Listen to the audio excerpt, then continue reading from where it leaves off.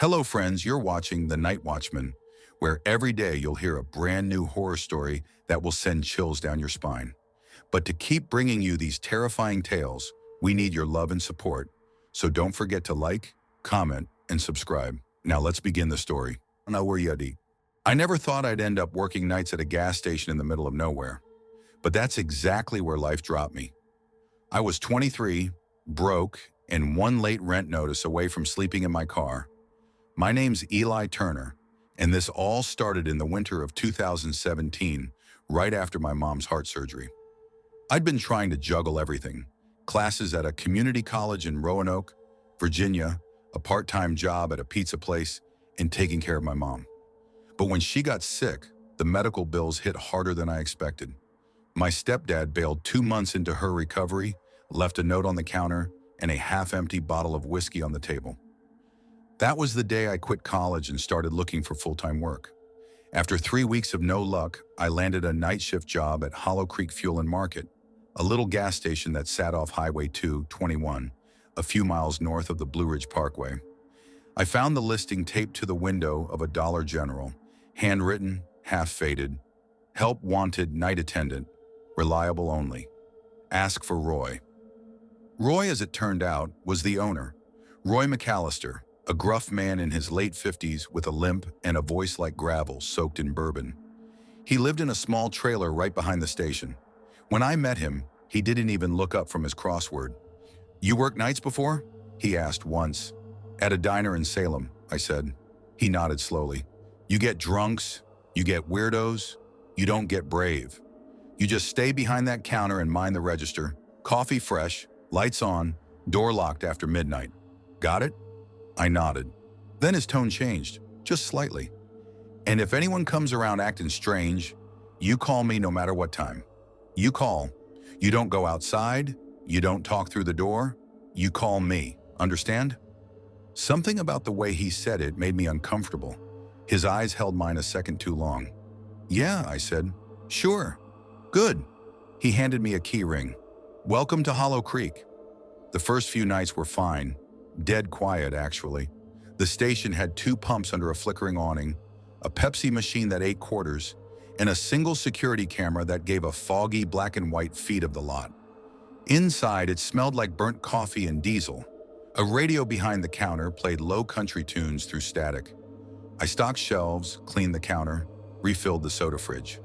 Customers came few and far between, a trucker now and then, some old-timer picking up chew, or a state trooper grabbing a coffee before his patrol. I didn't mind the silence. After months of hospital visits, late bills, and family fights, the quiet felt like peace. But Roy's warning stuck in the back of my head. Every time a car slowed down near the pumps, I found myself glancing toward the phone, half expecting it to ring. It was about 3 weeks in when I first noticed something strange. It was a Thursday night, a little after 1 a.m.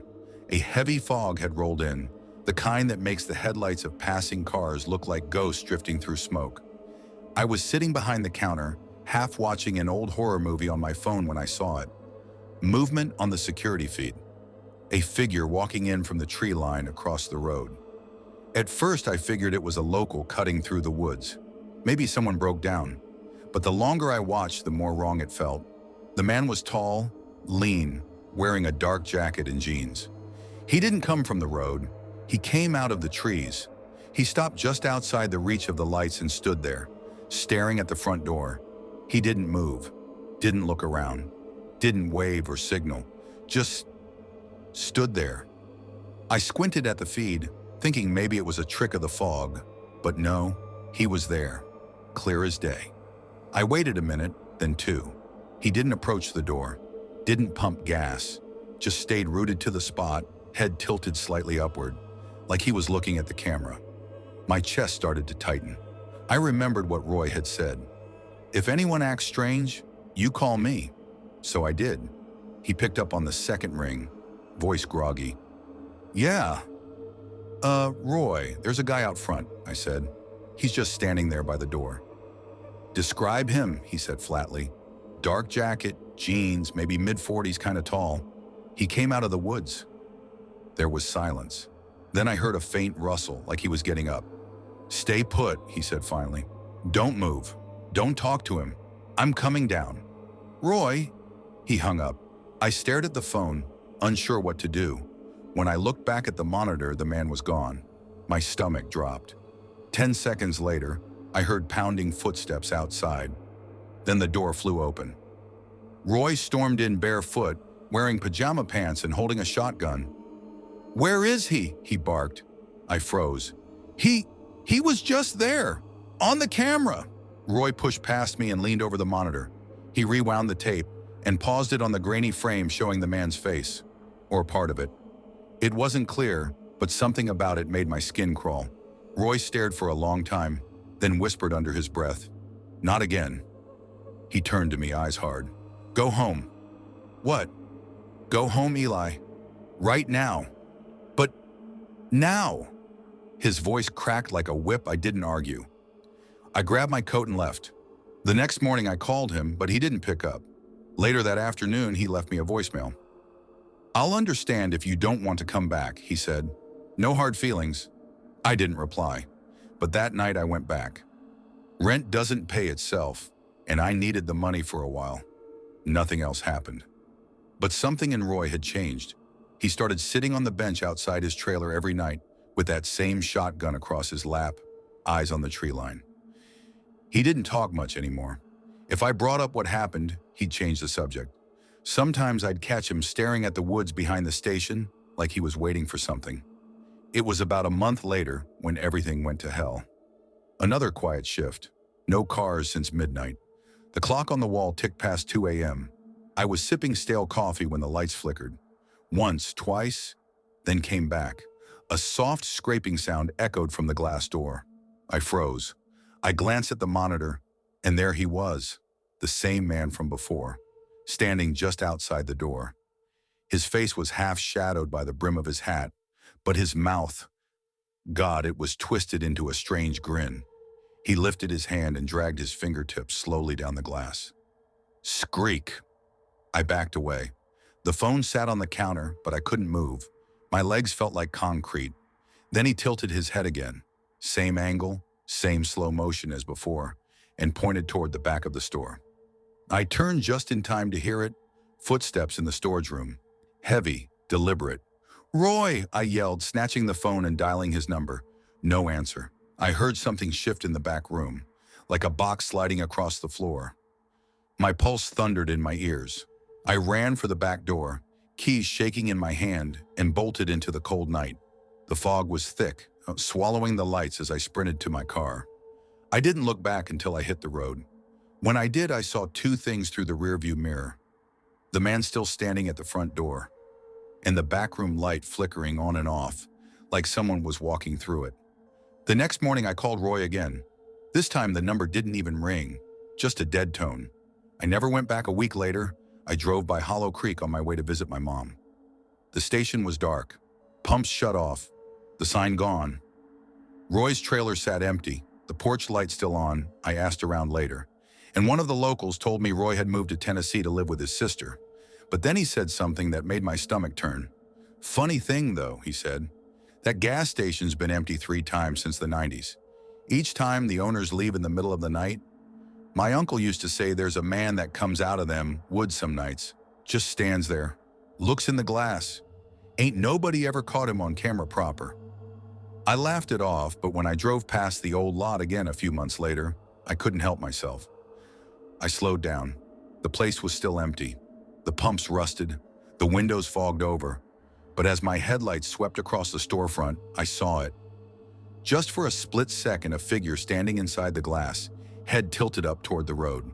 To this day, I still think about calling Roy, asking him who that man was, what he saw on that grainy monitor the first night. But every time I reach for my phone, something inside me says, don't. Because whatever that thing was out there, it wasn't just some drifter or prankster, and I think Roy knew that. Some nights when I'm driving late through back roads and see a stretch of fog rolling over the asphalt, I swear I can feel eyes on me again. I never stop anymore. Never pull into stations after dark. And if I ever see someone standing too still by the glass, I just keep driving because some questions aren't meant to be answered. Some faces aren't meant to be seen twice. Story 2. I never thought much about late-night driving until last December. By then, it was a part of my life. Something I'd gotten used to, even grown to depend on. I was 27, living alone in a small apartment just outside of Eugene, Oregon. My days blurred together between odd jobs and night deliveries for a courier company that mostly ran documents, auto parts, and occasionally medical supplies across the state. It wasn't glamorous, but it was steady. And after losing my last office job, I wasn't in a position to be picky. Nights were when I felt most alive. I'd put on some soft rock, crack open an energy drink, and drive through those endless ribbons of Oregon highway. The kind where fog hangs low over the tree line and the moonlight catches on wet asphalt. There was a rhythm to it. You, the road, and the steady hum of tires cutting through the dark. But that night broke the rhythm. That night reminded me just how wrong silence can sound. It started around 12:45 a.m. I had just finished a drop-off at a parts warehouse near Coos Bay and was headed back toward Eugene. I remember the roads being slick, patches of fog hugging the guardrails as I made my way down Brenton Highway, a narrow two-lane route most drivers avoided after dark. My fuel gauge hovered just above empty, and my phone battery was hanging at 9%. Typical me, unprepared. I checked my GPS one more time. The next fuel stop was about 20 miles up. Brenton's Corner Market and Gas. I'd never heard of it, but it was my only option unless I wanted to risk dying on the shoulder in the middle of nowhere. By the time I pulled in, it was around 1:30 in the morning. The first thing that struck me was how quiet it was. Not peaceful quiet, dead quiet. No sound of crickets, no hum of distant semis, not even wind moving through the trees.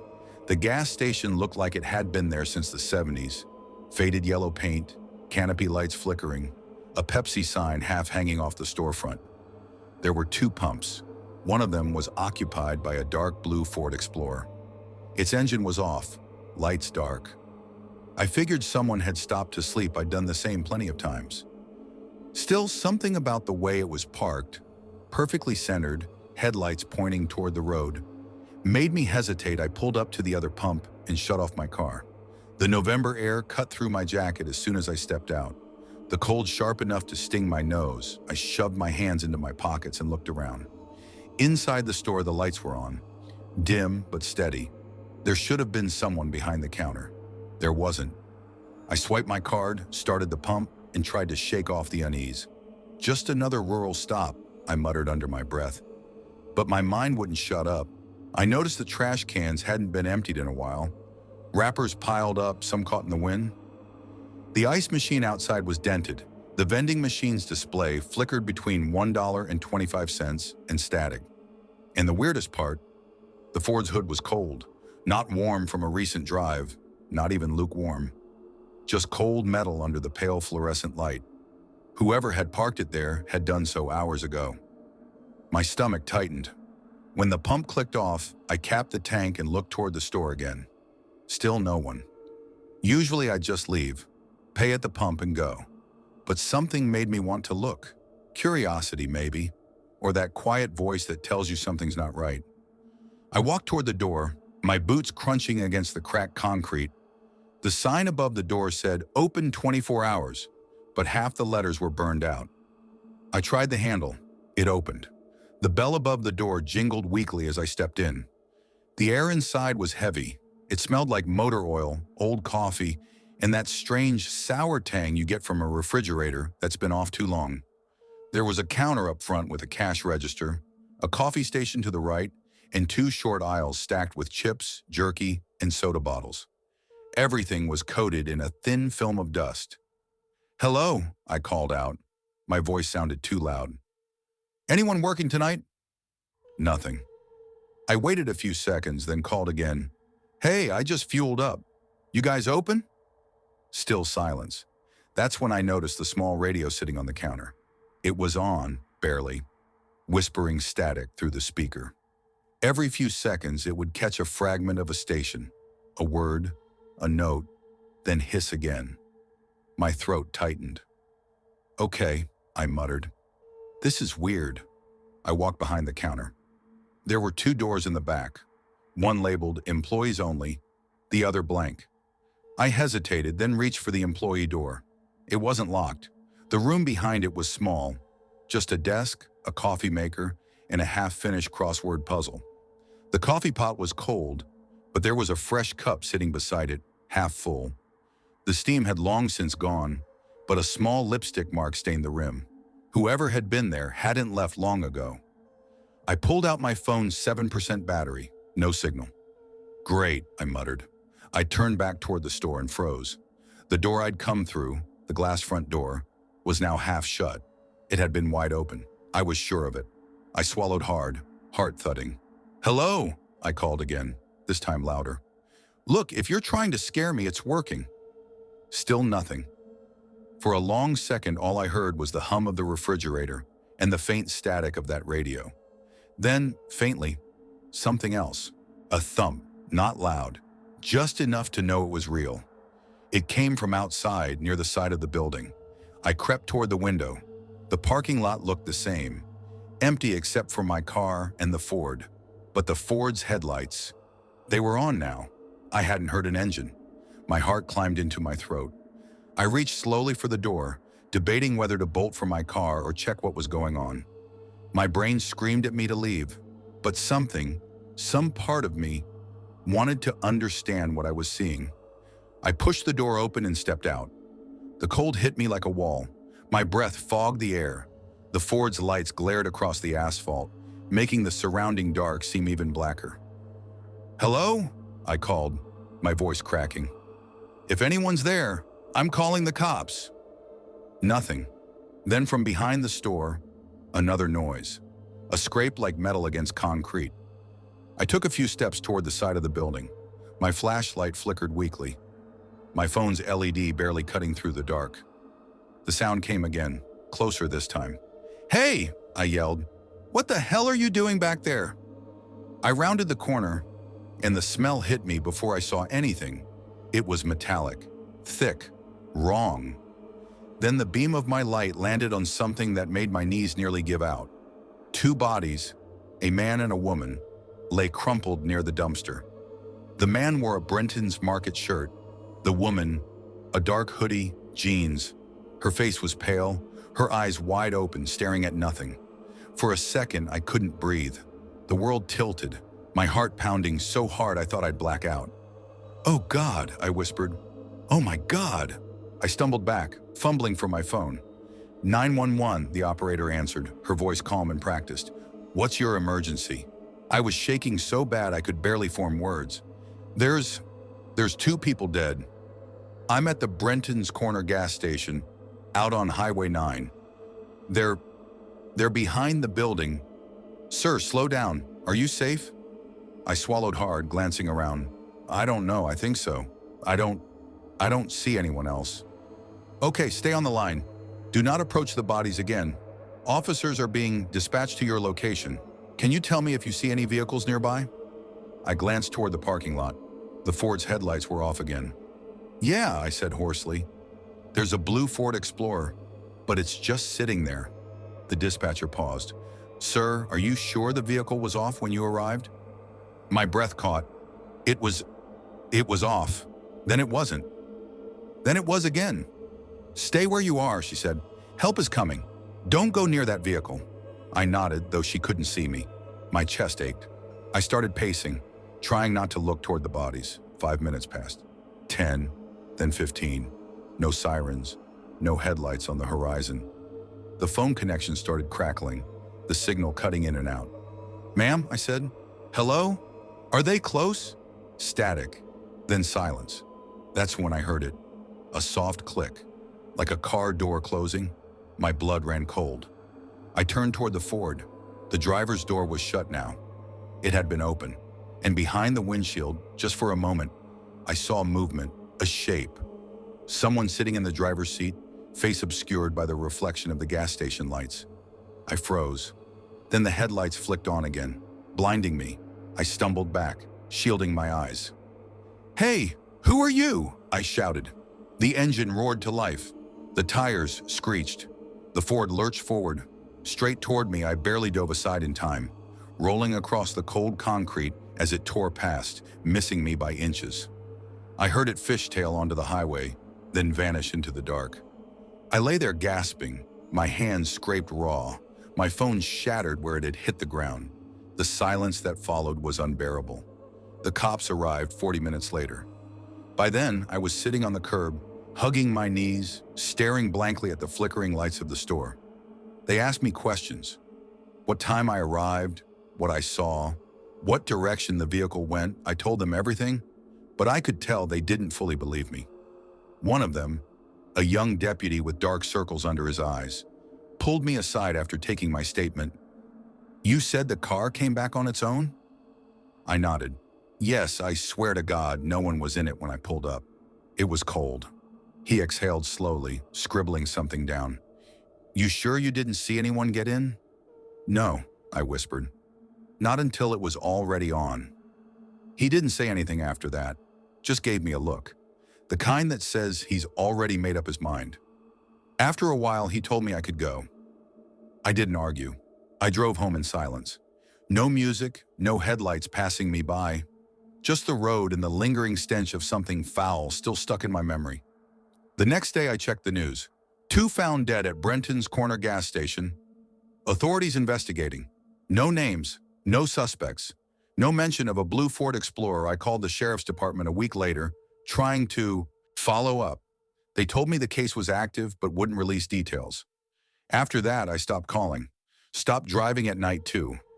Because sometimes when I do, when the road stretches too long and the darkness feels too deep, I swear I still see headlights in my rearview mirror, a pair of dim, bluish beams following just far enough behind that I can't make out the car.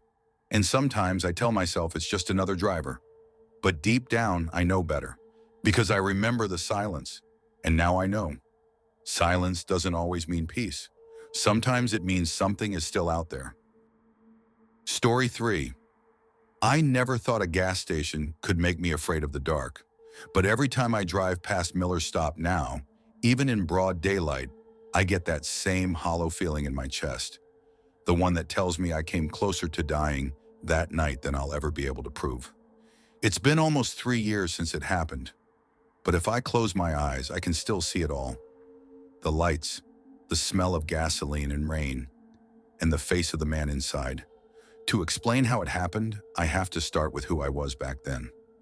In the summer of 2022, I was 17, living in a small Oregon town called Maple Hollow. A nothing place an hour outside Portland, population, maybe 11,000. It had 2 schools, 1 grocery store, a post office, and that gas station at the edge of town. Miller's Stop opened 24 hours. That was our spot. Everyone in Maple Hollow knew Miller's Stop. The paint was peeling. One of the fluorescent signs outside blinked like a dying heartbeat, and the parking lot always smelled faintly of diesel. But when you're a teenager with nowhere to go, a place with working lights and cheap snacks feels like freedom. That summer, it was usually me, Eli, and Connor. Eli was my best friend since middle school. Reckless, funny, the kind of guy who'd climb a water tower just to see how long it took someone to call the cops. Connor was quieter, more careful. He always went along with us, but you could tell he was the one who felt things deeper. I was somewhere between them, caught in that teenage space where you think nothing bad can happen if you're together. At home, things weren't great. My parents were fighting more than ever. My dad had been laid off from a lumberyard job he'd had for over a decade, and the stress just chewed away at him. My mom started working doubles at a diner to keep bills paid. Nights were loud, the kind of loud that makes you want to be anywhere else. So sneaking out wasn't rebellion, it was survival. That night started like every other. Hot, heavy air, no wind. You could smell the asphalt still radiating heat from the day. At around 11:40 p.m., Eli texted me. "Eli, you up?" Me, "Yeah." Eli, "Meet at the bridge in 10. Bring whatever." Whatever meant drinks. He always said that. I had 2 cans of cheap beer hidden behind some paint cans in the shed. I grabbed them, slipped on my sneakers, and climbed out through my bedroom window, landing quietly on the damp grass. The walk to the bridge took about 15 minutes. The town was asleep. No cars, just streetlights humming faintly. When I got there, Eli and Connor were already sitting on the railing, their legs dangling over the water below. Eli raised a bottle when he saw me. "There he is! Thought you chickened out." I smirked, pulling out my beers.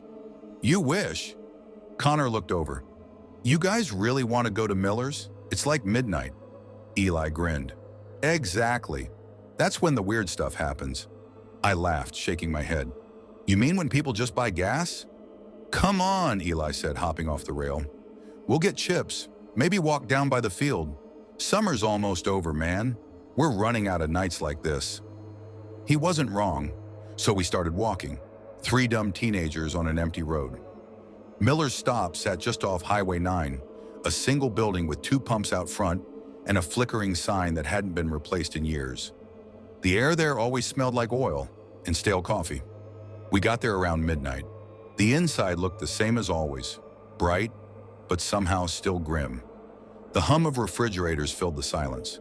The clerk, an older guy named Toby, was half asleep behind the counter. He'd been there for years and barely looked up when we walked in.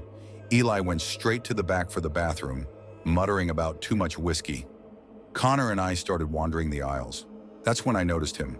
A man standing near the drink coolers, mid-40s maybe, stringy hair, unshaven face, wearing a gray jacket that looked 2 sizes too big. He wasn't buying anything, just standing there. At first I figured he was just waiting for someone, but after a minute I realized he hadn't moved. He was staring at the reflection in the glass of the cooler, watching us through it. Then he spoke. "You boys out kinda late, ain't you?" Connor froze mid-step. I gave a small, polite smile. "Yeah, just grabbing some snacks." "You live around here?" His voice was low and dry, like someone who hadn't talked to another person in days. Yeah," I said. "A few blocks over." He nodded slowly, eyes still on the glass door instead of me. "You here by yourselves?" Connor stepped in. "We're with a friend. He's in the bathroom." That seemed to make him smile a little, but not in a friendly way. "Good. Always safer in groups." Then he reached into his pocket, pulled out a flip phone, and started talking quietly into it. I couldn't make out what he said, but I noticed he kept glancing at us. Connor leaned close to me. "Let's just go." I nodded. When Eli came back, we told him. He laughed. "You guys are such chickens. He's probably just some weirdo killing time." We paid for our chips and started walking out. That's when I looked back and saw it. The man was following us out the door, phone still in his hand, watching us leave. We didn't say anything until we were a few blocks away. "That dude was messed up," Connor said, glancing over his shoulder. Eli shrugged. "Forget him. Let's just sit by the field for a bit." We walked down Maple Road until the streetlights ran out. The night felt heavier there, quieter. The only light came from the distant highway and a flickering porch bulb across the field.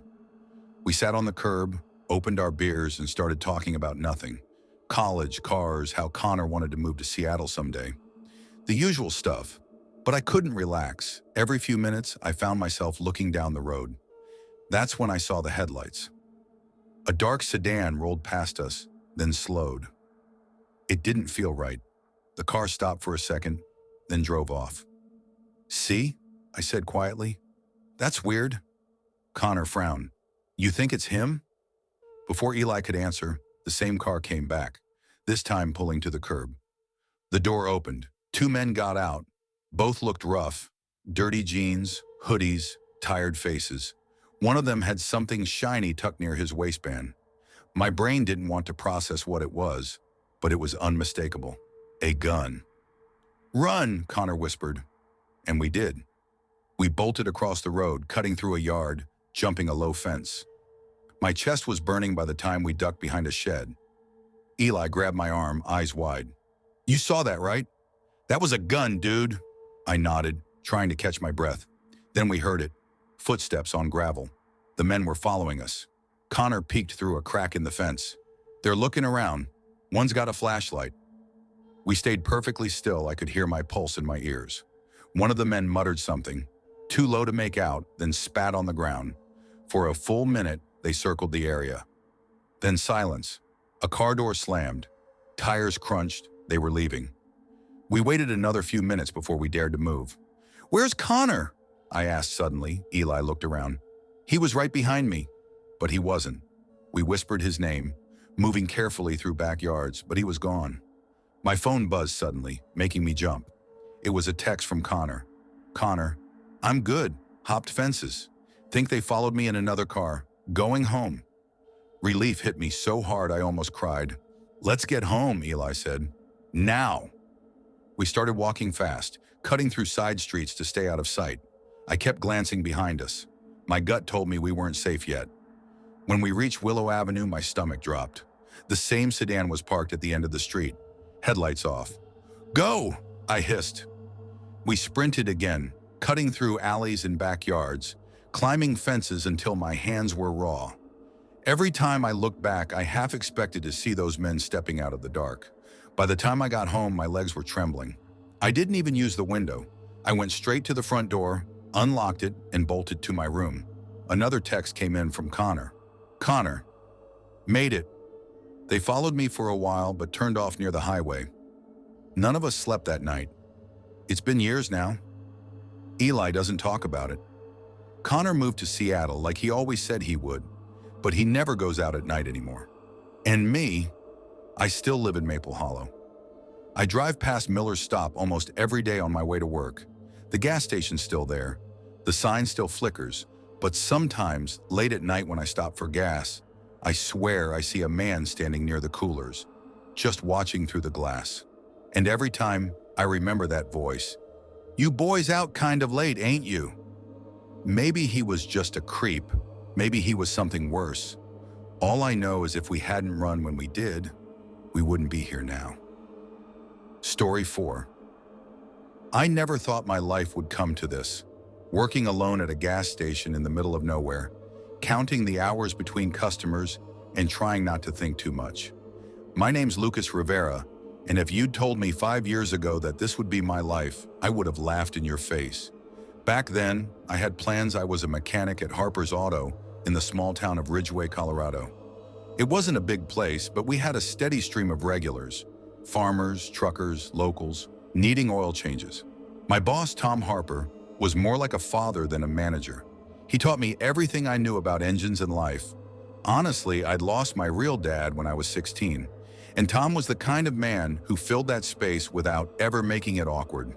But 2 years ago, Tom died of a heart attack in the middle of a workday. 1 minute he was under a car, joking about my sloppy bolt work, and the next he was on the ground, his wrench still in his hand. After that, the shop never recovered. His wife sold the property, and I was left without work. I tried everything after that, warehouse gigs, delivery jobs, but nothing stuck. Bills kept coming, and rent doesn't wait for grief.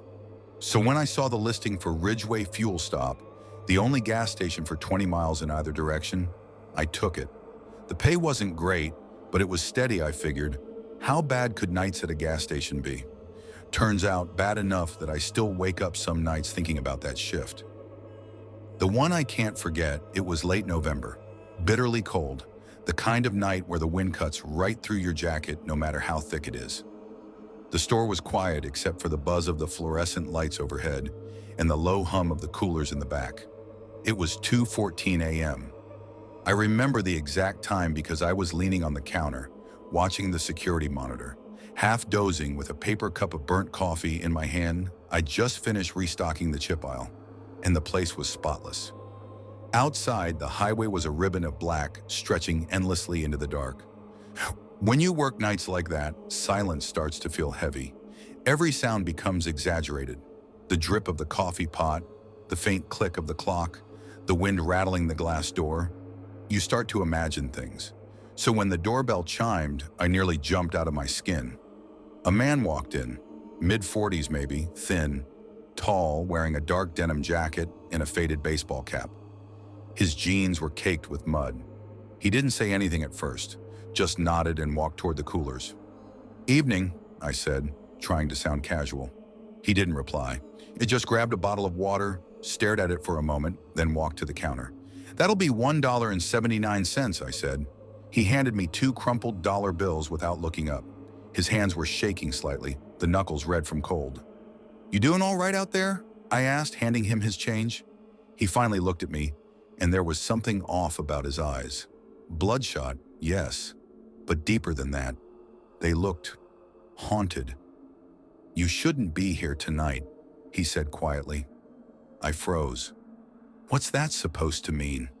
He didn't answer, just turned around, pushed through the door, and walked off toward the pumps. For a second, I thought about going after him, but by the time I looked outside again, he was gone. The lot was empty. Weird people come through night shifts all the time, so I told myself to shake it off.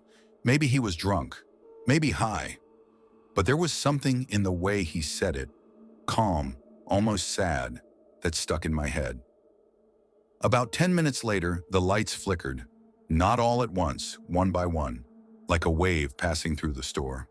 The far end of the snack aisle went dark, then the cooler section, then the lights above me. Great, I muttered. Perfect timing. I figured it was just a power surge. The wind had been howling all night, and out here the lines go down all the time. But when the lights came back on, I heard something faint, a sound that didn't belong. At first I thought it was just the coffee machine sputtering, or maybe the AC unit kicking in. But it wasn't mechanical. It was softer, lower, like whispering. I stopped moving. Just listened. It came from outside at first, or at least it sounded like it. The kind of whisper that slips between the wind, like someone talking just beyond the glass. "Hello?" I called out. The sound stopped instantly. I stepped closer to the door. The night was black and endless. The pumps gleamed faintly under the overhead lights, and the neon open sign buzzed in the window, but there was no one there. Still, I couldn't shake the feeling I was being watched. I went back behind the counter, checked the monitors again. Nothing, just the empty parking lot, the reflection of the pumps, the faint flicker of light. Then the landline rang. Now our store phone almost never rings past midnight. Usually it's just my manager, Beth, calling around closing time. So when it started ringing at 2:46 a.m., I hesitated before picking it up. "Ridgeway Fuel Stop. This is Lucas," I said. Silence. "Hello?" That's when I heard it. The whispering again, but this time it wasn't faint. It was right in my ear through the receiver. Layers of voices overlapping, all speaking too quickly to understand. I slammed the phone down so hard it rattled on the counter. My heart was pounding. "Not funny," I muttered to no one. "Real nice prank." But deep down, I knew it wasn't a prank. The tone of those voices wasn't playful. It was urgent. I needed to distract myself, so I started walking the aisles, checking for restock items, straightening shelves, and that's when I saw it. Something sitting on the counter near the coffee station. A small book. It hadn't been there before. I stopped cold. I knew every inch of that counter. I just wiped it down not even 5 minutes ago. The book was old, its leather cover cracked and dark. No title, no markings. The edges of the pages were yellowed and curled. I picked it up, hesitating. It smelled faintly like dust and metal. When I opened it, I froze again. The writing wasn't English. It wasn't even letters, really. It looked like symbols, etched, not written, each one looping into the next like they were part of a circle. "Beth's gonna love this," I muttered, trying to sound braver than I felt. That's when the air changed. The store temperature dropped, so fast my breath fogged in front of me, every sound dulled, like the world had been smothered in thick glass. Then the whispering started again, this time inside. "Who's there?" I shouted, my voice cracking. The whispering swelled, filling every corner of the store. It wasn't one voice now. It was dozens, maybe hundreds, all overlapping. I couldn't make out a single word, but the emotion was clear. Anger. The overhead lights flickered again. One went out completely, then another. I ran for the door, fumbling with the lock, but it wouldn't move. I shoved my shoulder against it. Nothing. "Come on," I yelled, hitting the glass with my fist. The whispering grew so loud it was like a roar inside my head. I dropped to my knees, covering my ears, but it didn't help. Then, silence. I opened my eyes. The book was lying open on the floor, pages fluttering like wings. A drawing stared back at me. A perfect circle with a 5-pointed star in the center, surrounded by those same impossible symbols. As I stared, I felt calm. Too calm. The fear drained from me, replaced by something I can only describe as acceptance. I crouched down, my hand trembling, and touched the page. "What do you want from me?" I whispered. No answer, just stillness. The next thing I remember, I was outside. The cold air hit my face, and the door was swinging freely behind me, as if it had never been locked. My car was still idling by the side lot. I don't even remember turning it on. I drove. I didn't look back. The next morning, I called Beth and quit. I didn't explain why, just said I couldn't do nights anymore. She sounded annoyed but didn't argue. A week later, I drove past Ridgeway fuel stop again. It was boarded up, completely abandoned. No signs, no lights, no explanation. Just gone. No one in town ever talked about it. Even Beth refused to answer questions when I ran into her months later. She just shook her head and said quietly, "It's better that way." I don't know what happened that night. I don't know what that book was or how it got there, but some nights when I can't sleep, I swear I hear the whispering again.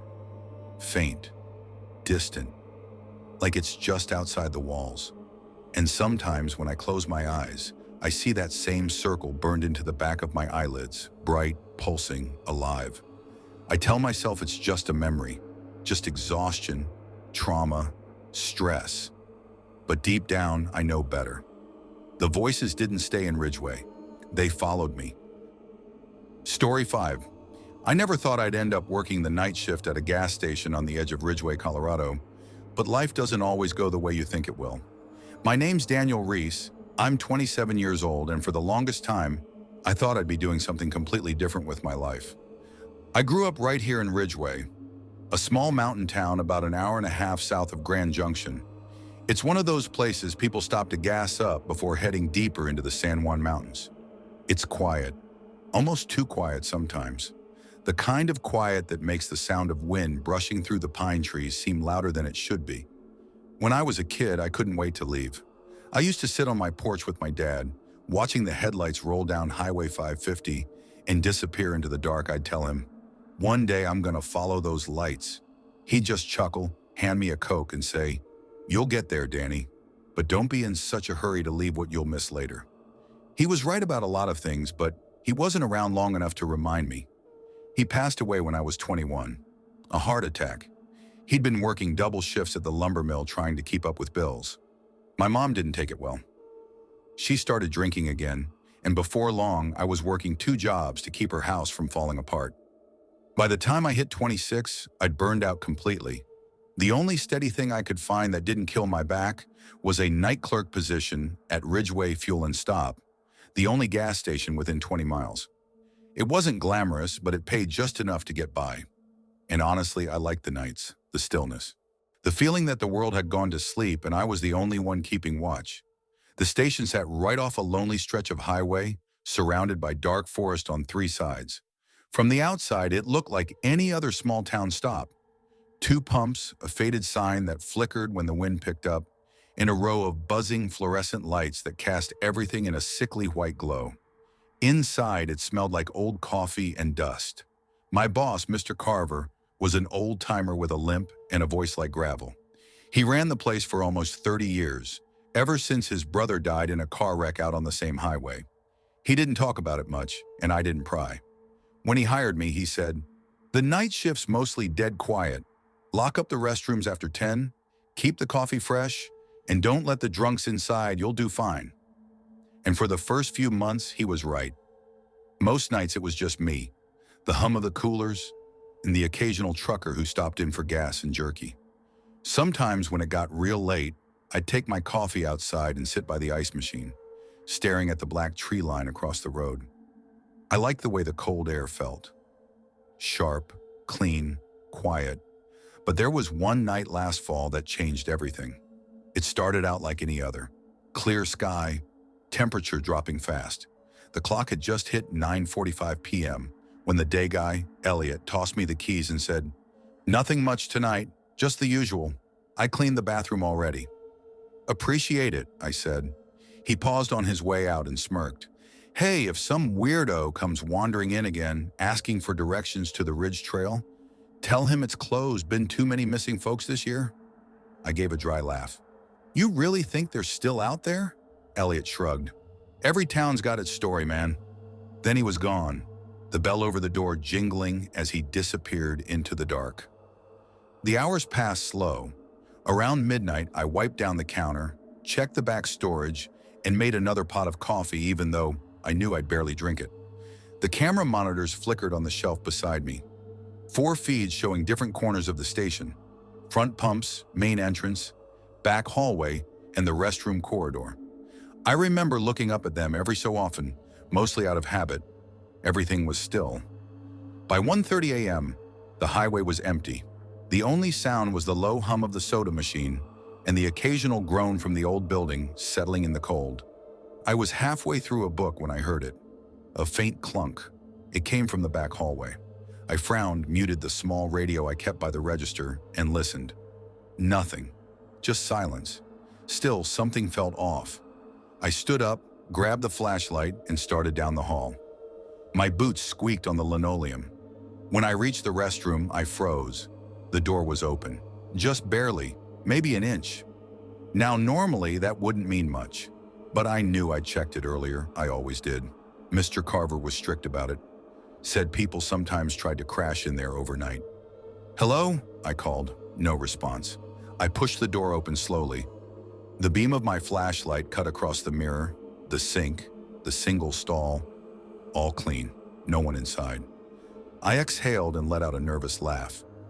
Probably the wind, I muttered, though the door didn't even have a window for air to push through. I closed it, made sure it latched, and went back to my seat behind the counter. But for the rest of that hour, I couldn't stop glancing at the monitor showing the hallway. Something about that door bothered me. Then right around 2:46 a.m., it happened, a loud bang. The sound echoed so sharp it made me jump. I looked up just in time to see, on the monitor, the restroom door burst open. My heart kicked hard. I leaned closer, trying to process what I was seeing. A man stumbled out. He was tall, maybe mid-30s, with drenched clothes and pale skin, like he'd been running through the rain, except it hadn't rained in days. His eyes were wild, darting like an animal's. I scrambled to my feet. Hey, you okay, man? He didn't answer. He didn't even look at me. He just bolted, sprinted straight down the aisle, slammed into the glass doors, and vanished into the dark outside. I stood there for a long second, frozen. My body felt like it didn't belong to me. Then instinct kicked in. I rushed to the door, looked out into the lot.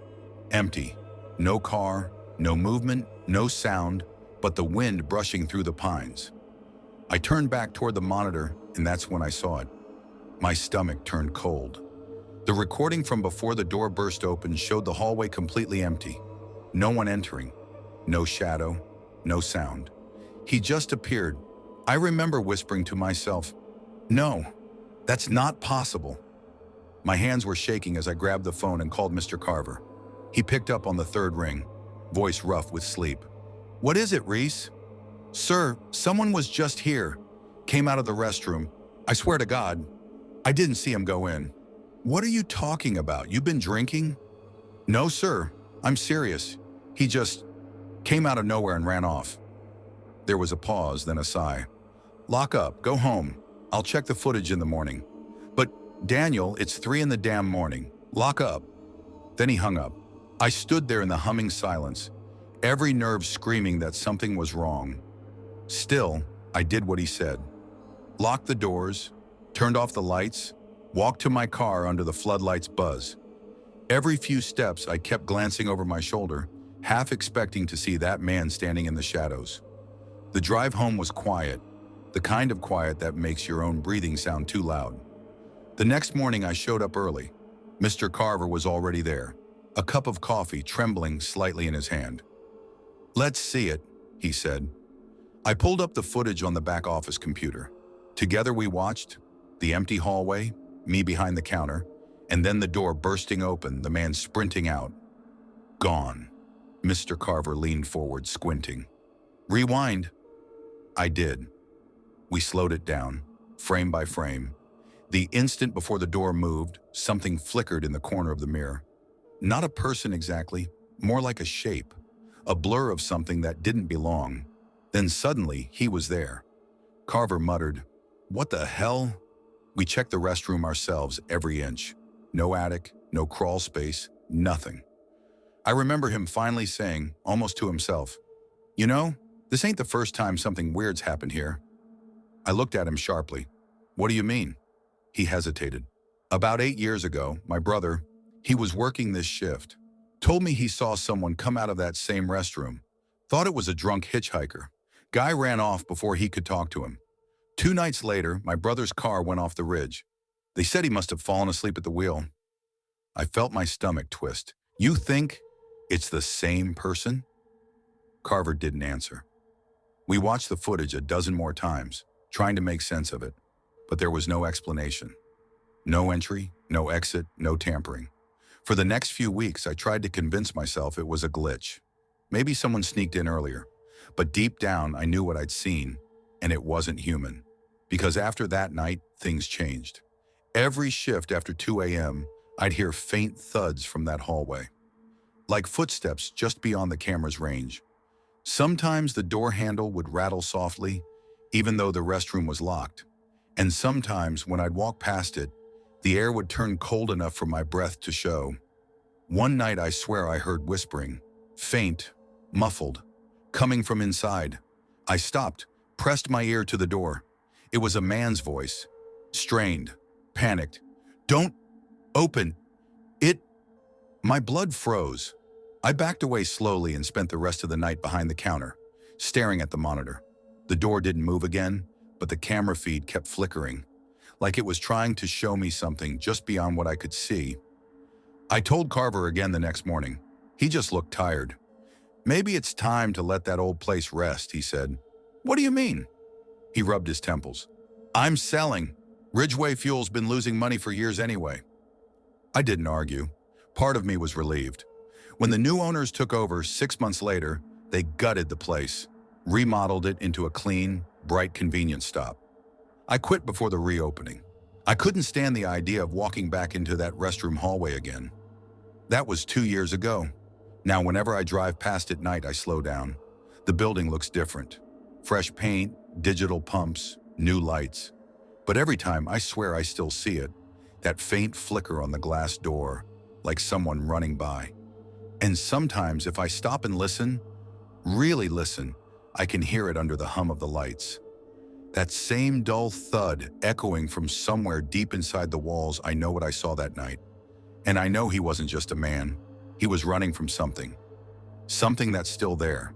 Something waiting for the next poor soul who takes the night shift. Story 6. I never thought I'd end up working nights at a gas station, but that's exactly where life put me when everything else fell apart. My name's Derek Lawson, and in the winter of 2018, I was 28, broke, and out of options. 6 months before that, I'd been living in Portland, working at a warehouse, and trying to hold together a relationship that was already slipping through my fingers. When my girlfriend Amber finally walked out, she didn't just take her things, she took my sense of direction with her. The rent piled up, my hours got cut, and by February I was back in my hometown of Ridgeway, Washington, sleeping on the couch at my sister's place and telling myself it was only temporary. Ridgeway isn't much more than a dot on the map. 2,000 people, a diner, a hardware store, a single blinking stoplight, and miles of pine trees pressing in from all sides. It's the kind of town where the air always smells faintly like rain and sawdust, and where time moves slower than it should. When I saw a help wanted sign taped to the glass of Maple Run Gas and Market, I didn't think twice. The owner, Gary Benton, was a thick-set man with a voice that always sounded like he'd just finished yelling at someone. He gave me a long look over his coffee mug and said, "You okay working nights? 11 to 7. Not much happens, but somebody's got to keep the place open." I nodded. "Yeah, nights are fine." He smirked. "You'll change your mind about that after a week." He wasn't entirely wrong. The first few weeks on the job were painfully quiet. Nights out there felt like another world, empty, humming, and detached from everything human. The gas station sat about 3 miles outside of town, surrounded by forest and a stretch of highway that saw more deer than drivers after midnight. Most nights I'd ring up cigarettes, gas, and the occasional cup of burnt coffee. Truckers would stop in, stretch their legs, and disappear back into the dark. By 2 a.m., the place would go dead. Just the buzz of the old fluorescent lights and the distant howl of wind through the trees. It wasn't a bad job, exactly, just lonely. Too quiet. To keep from going crazy, I started talking to myself. I'd walk the aisles, counting inventory out loud, making dumb jokes about chip flavors. Sometimes I'd call Amber's number just to hear her voicemail, then hang up before the beep. I told myself it was just for a while, just until I figured things out. That night, March 3rd, started like any other. The rain had been coming down hard all evening, slicking the road and turning the gravel lot into a shallow lake. By the time Gary left around 10:45, thunder was rolling through the hills. "Keep the doors locked," he said, pulling on his jacket. "Storm like this brings out weirdos. Don't let anybody hang around." I laughed it off, but he didn't smile. Around midnight, the rain slowed to a drizzle. The air outside turned heavy, almost metallic. I was restocking the cooler when I heard the door chime. That soft electronic ding that never failed to echo a little too long in the quiet. I stood up, wiped my hands, and turned toward the counter. No one was there. The door was closed, but the chime had gone off. I frowned and checked the glass. The lot was empty, just the faint reflection of the station lights glimmering off the wet pavement. I told myself maybe the sensor glitched. The system was old and the storm might have messed with the wiring. Still, it left a weight in my stomach I couldn't shake. I went back to stacking bottles a few minutes later. I heard it again. The soft ding of the door. Again, no one. "All right," I muttered. "You're losing it, Derek." That's when I heard it, the crunch of gravel. Slow, deliberate. Footsteps. I turned, peering through the window. At the edge of the lot, near the pumps, stood a man. He wasn't moving. Just standing there, half shrouded in the dim glow of the overhang lights. His clothes were soaked. Dark jeans, heavy boots, a worn brown coat that looked a size too big. For a long moment, neither of us moved. Then he started walking toward the station. When the door opened, a gust of cold air hit me. The man stepped inside, water dripping from his sleeves. He looked to be in his 40s, maybe early 50s. His face was pale, his hair dark and stringy, and his eyes, God, his eyes were sharp and sunken, like he hadn't slept in weeks. He walked right up to the counter. "Bathroom," he said flatly. I hesitated. The bathroom was for employees only. But the real reason I didn't want to say yes was the way he looked at me, like he was measuring something I couldn't see. "Sorry," I said. "It's out of order." He didn't move. His expression didn't change. "Please," he said, voice low and rasping. "I'd let you if I could, but it's really busted. There's a rest stop about 3 miles south." He stared at me for a long moment, too long, then nodded once. "All right." He turned and walked back out into the rain. I let out a shaky breath and tried to laugh it off. "Weird guy," I whispered. "No harm done." But when I looked through the glass again, I saw his car, a beat-up silver sedan, sitting by the pumps he hadn't left. He was just sitting there, headlights off, engine idling faintly in the rain. By 1:30 a.m., the car was still there.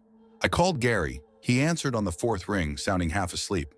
"There's this guy outside," I said. "Came in about an hour ago. Asked for the bathroom, left, but now he's just sitting in his car." "Hasn't moved," Gary grunted. "Lock the doors. Don't engage. If he tries to come back in, call the sheriff's office. Probably just some drifter trying to stay dry." "Yeah," I said quietly. "Probably." But I couldn't shake the feeling that wasn't the case. Around 3 a.m., the power went out. The station went completely dark. No hum, no buzz, no flicker from the sign outside. Just silence. I froze behind the counter. The rain had stopped, but the air felt thick, like the world was holding its breath. I grabbed the flashlight from under the register, my hands trembling. That's when I heard it, a soft scraping sound coming from the storage room at the back. "Hello?" I called, voice cracking. No answer. Another scrape closer. I swung the flashlight toward the back door. The light trembled in my hand, bouncing across the shelves. And then I saw it, a face pressed against the glass. It was him. He was standing outside, staring in through the narrow window of the back door.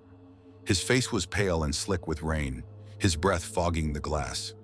I stumbled backward, my heart slamming in my chest. My fingers fumbled for the phone. "911, the operator answered. "What's your emergency?" "There's a man outside the gas station," I whispered. "He's been here for hours. The power's out.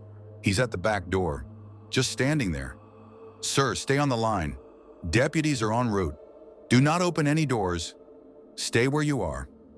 I crouched behind the counter, flashlight pointed toward the back. I could still see him, unmoving, just watching. Minutes passed. Each one stretched longer than the last. Then through the front windows, headlights appeared. Red and blue lights flashing across the lot. I blinked. The man was gone. Deputy Miles Harper showed up, his boots crunching on the gravel as he swept the lot with his flashlight. "Nobody's here," he said finally, his breath fogging in the air. "You sure about what you saw?" I nodded, still shaking. "I'm sure. He was right there. I talked to him." The deputy gave me a long, unreadable look before finally jotting something in his notebook. "I'll file a report," he said. "You see anything else? You call us right away. You got it?" I nodded again. When he left, the power came back. The hum of the refrigerators returned like nothing had happened. I finished my shift staring at the security cameras, but they didn't help much. The storm had knocked out the recording feed around 2:58 a.m. 3 days later, I was at my sister's kitchen table when the local news came on. "Authorities have recovered a vehicle off Route 9, deep in the woods outside Ridgeway," the anchor said. The car, a silver sedan, contained the remains of an unidentified male. Investigators believe the man had been dead for several weeks. My fork froze halfway to my mouth. The camera showed a rusted, mud-caked sedan being pulled from the trees. It was the same one I'd seen by the pumps. Same dented fender, same cracked windshield. But that was impossible. I'd spoken to that man. I'd seen him breathe. I didn't sleep for 3 nights after that. Every sound outside made me flinch. Every car that slowed on the road made my stomach twist. On the 4th night, I quit, left the keys on the counter, and drove home in silence. Even now, years later, whenever I drive past that stretch of road, I can't help but glance toward the tree line. Sometimes in the corner of my eye, I swear I see someone standing there. Soaked coat, pale face, watching the pumps. Waiting. Story 7. I've driven long stretches of road in my life, but that night, October 14th, 2021, was the kind that gets burned into your bones. My name's Daniel Hayes, and back then I was 34, a long-haul trucker running freight between Spokane, Washington, and Boise, Idaho. I'd been on the road for close to 10 hours straight, pushing through empty farmland and pine-covered hills under a black sky that never seemed to end. Driving's a lonely job. People think it's freedom, the open road, no boss breathing down your neck. But after a while, that quiet starts to chew on you. You start thinking too much about mistakes, regrets, the faces you don't see anymore. For me, that was Erin, my ex-wife. We split a year before this trip. I'd been gone too often, missed too many birthdays, anniversaries, the quiet moments that build a life. By the time I realized what I'd done, she'd already packed her things and left. The road was all I had left. That night, I was supposed to stop hours earlier in a town called Colville, but I'd told myself I'd push through and make it closer to the Idaho line before resting. Stupid choice. My eyelids were heavy, my back felt like it had been welded to the seat, and my right foot had gone half numb from keeping steady pressure on the gas. The radio had long since faded into static. I switched it off. Just the hum of the tires, the faint rattle of an empty coffee thermos rolling in the cup holder, and the endless dark ahead. When you've been driving that long, the world starts to feel different, smaller. Like the headlights are the only real thing left, and everything outside their reach is just waiting to swallow you up. Then the low fuel light came on. "Ah, come on," I muttered, rubbing my face. The gauge was practically on empty. I hadn't seen another car in at least 20 minutes. No towns, no exits, just endless 2-lane highway. I checked my GPS. No service. Just a frozen map showing me somewhere along Redwater Road, which apparently wasn't even supposed to connect to the interstate anymore. That's when I saw it, a faint orange glow in the distance. At first, I thought it was a reflection. Headlights, maybe. But the closer I got, the more it pulsed neon. The sign read, Redwater Gas and Dine, flickering against the darkness. The word dine was half dead, letters barely clinging to life. I let out a relieved laugh. You've got to be kidding me, I said. The place looked like it had been built sometime in the 1960s. One old gas pump stood out front, the kind with metal dials and a cracked glass face. Behind it was a squat building with peeling white paint and a faded mural of a smiling cowboy tipping his hat. The windows were clouded over with grime. Still, the sign was on. That had to mean something. I pulled in. Gravel crunched under my tires. The night air hit me the second I stepped out. Cold, sharper than I expected for early fall. I zipped my jacket and glanced around. The place was dead quiet. No cars, no movement. Just that buzzing neon sign and the faint hum of an old light over the store's door. "Hello?" I called out. My voice echoed. No answer. I looked at the pump. It didn't even have a card slot, just a place to hang the nozzle and a faded sticker that said, "See attendant inside." Of course, I muttered. I started toward the door. Each step crunched too loud, the sound bouncing off the surrounding emptiness. The glass door had a small bell hanging from it, and as I pushed it open, it gave a tired little jingle. The smell hit me first. Dust, oil, and something faintly sweet, like rotting fruit. The place was dimly lit, just a single fluorescent light flickering overhead. The shelves were mostly bare. Old snacks, faded chip bags, some expired energy drinks, and a cooler humming in the corner. "Anybody here?" I said, raising my voice. Silence. Behind the counter sat an old cash register, a little black and white TV, and a coffee pot half full of sludge. Beside it was a cigarette pack torn open, with one half-crushed smoke sticking out. The only sign of life was a radio on the shelf behind the counter, tuned to static, whispering faintly like someone breathing through it. "Guess I'll pay after," I said under my breath, turning to head back out to pump gas. That's when I saw the door behind the counter. It was open just a crack, a thin strip of darkness leaking out. I froze. Something about it felt off, not just because it was dark, but because it looked too dark, like the light in the room couldn't touch it. "Hey," I called again, trying to sound casual. "You work here?" Nothing. A low creak echoed from behind the door. My breath caught in my throat.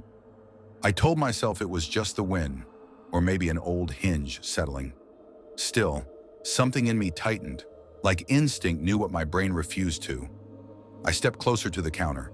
The smell was stronger there. Not quite decay, but metallic, like rust and mold mixed together. "Sir?"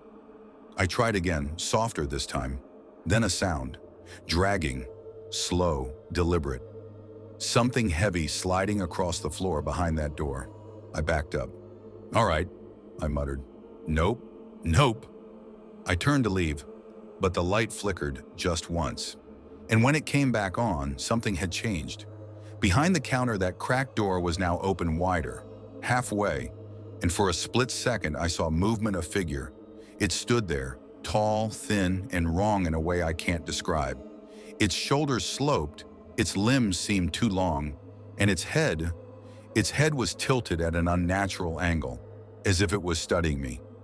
My voice failed. I blinked and it was gone. The doorway was just darkness again. The dragging sound came back, closer this time. I ran. The bell above the door screamed as I shoved it open and bolted outside. My boots crunched on gravel, heart pounding so hard I could barely breathe. I fumbled for my keys, hands shaking. Behind me, the light in the store flickered violently. For a second, it almost looked like something tall was standing in front of the window, silhouetted against the pulsing glow. I got into the truck, slammed the door, and jammed the key in the ignition. It coughed once before turning over. Come on," I whispered, stomping the pedal. The engine roared to life. I tore out of the lot, gravel spraying behind me. In the rearview mirror, the neon sign blinked once more. Redwater Gas and Dine, before it went completely dark. I didn't stop until I hit the lights of a town called Pine Bluff. About 40 miles south, I pulled into a diner, parked, and just sat there shaking. My clothes were damp with sweat. My pulse wouldn't slow. The waitress who poured my coffee asked if I was okay. I told her I just had a long night, nothing more. She nodded like she didn't quite believe me. The next morning, I tried to look up Redwater gas and find nothing. No listings, no address, even the old maps. On Google didn't show anything on that stretch of road, just empty forest. When I mentioned it to another driver weeks later, he looked at me like I'd said something cursed. "You saw that place?" he asked quietly. "You're lucky you left." He wouldn't tell me more. Now every time I drive at night, I catch myself watching the edges of the highway, half expecting to see that flicker of neon again. Sometimes I think about that open doorway, the shape that stood there like it was waiting. And sometimes when the radio cuts to static and the road stretches too quiet, I swear I can still hear it. That slow, scraping drag somewhere behind me. I keep driving anyway, because if I stop, maybe it catches up. Story 8. I never thought I'd still be working at a gas station by the time I hit 27. But that's how life sneaks up on you. One small decision at a time, until you wake up one day realizing you've been standing in the same place for years. My name's Adam Keller, and I work nights at Dale's Fuel and Mart, a rundown gas station sitting on the edge of Hollow Creek, Tennessee. Population barely 3,000.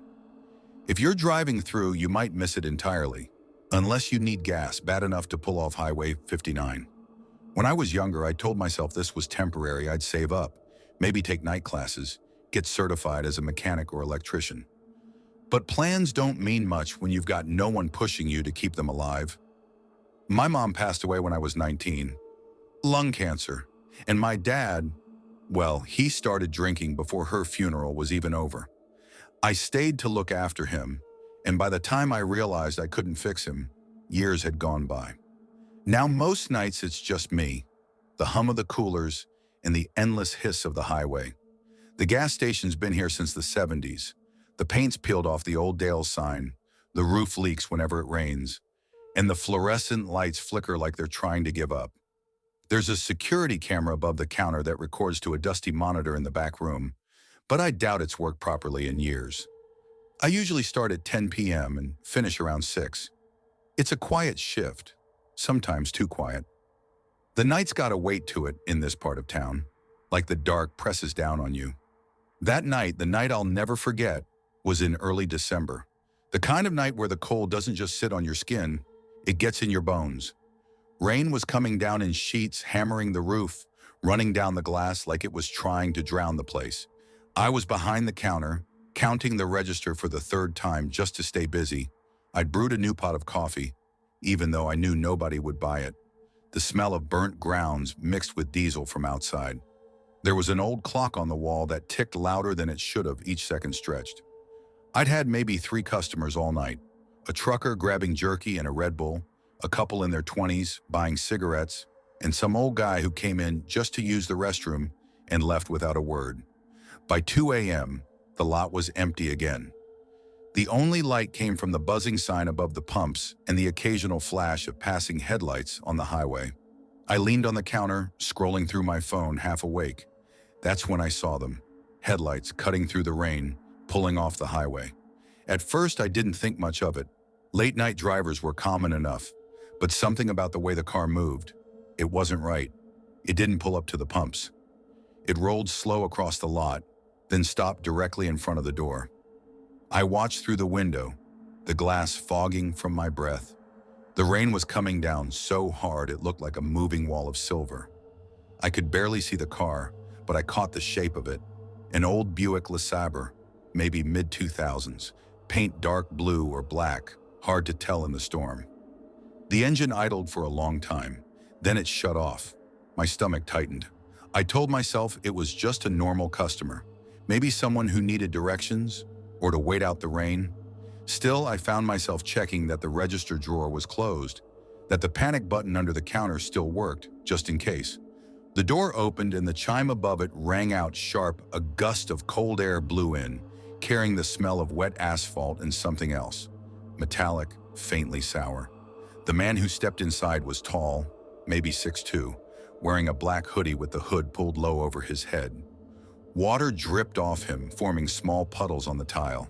His jeans were dark and soaked up to the knees. "Evening," I said automatically. He didn't answer.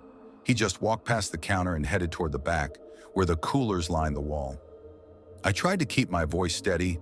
Let me know if you need help finding anything. No response. He stopped in front of the drinks and just stood there, not opening the door, not even moving, just staring through the glass at nothing. The air inside the station felt heavier somehow. The only sound was the hum of the cooler and the steady drip of rainwater from his sleeves. I tried to keep my focus on the counter, pretending to check the receipts, but my eyes kept flicking back to him. After what felt like a full minute, he turned. Slowly, he started walking toward me. I felt a tightness crawl up my chest. He stopped at the counter, close enough that I could see the water dripping from his chin, the faint scar running along his jawline. His eyes were deep set, unreadable in the shadow of his hood. "Can I help you?" I asked. He didn't say anything at first. Then slowly he reached into his pocket. For a second, I thought he was pulling out his wallet. But when his hand came back up, he set something on the counter. A gun, black, worn, revolver. My breath hitched. "Open the register," he said quietly. His voice was calm, too calm. I froze.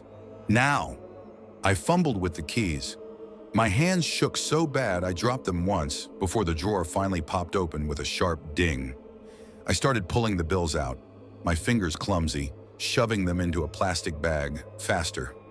Yeah, I'm going, I stammered. My voice sounded small, like it belonged to someone else. When I handed over the cash, he snatched the bag, tucking it into his hoodie pocket without a glance. I thought that was it, that he'd leave, but he didn't move. The gun stayed on the counter. His finger rested on the trigger guard. "Look, man," I said, my throat dry. "You got what you came for. Just take it and go. Please." For a moment, he just looked at me, or I think he did. His hood shadowed his face too much to be sure, but I could feel his eyes on me. Then slowly, he tilted his head. "You shouldn't work nights alone," he said. His voice was so soft I barely heard it over the rain. "What?" I whispered. He didn't answer.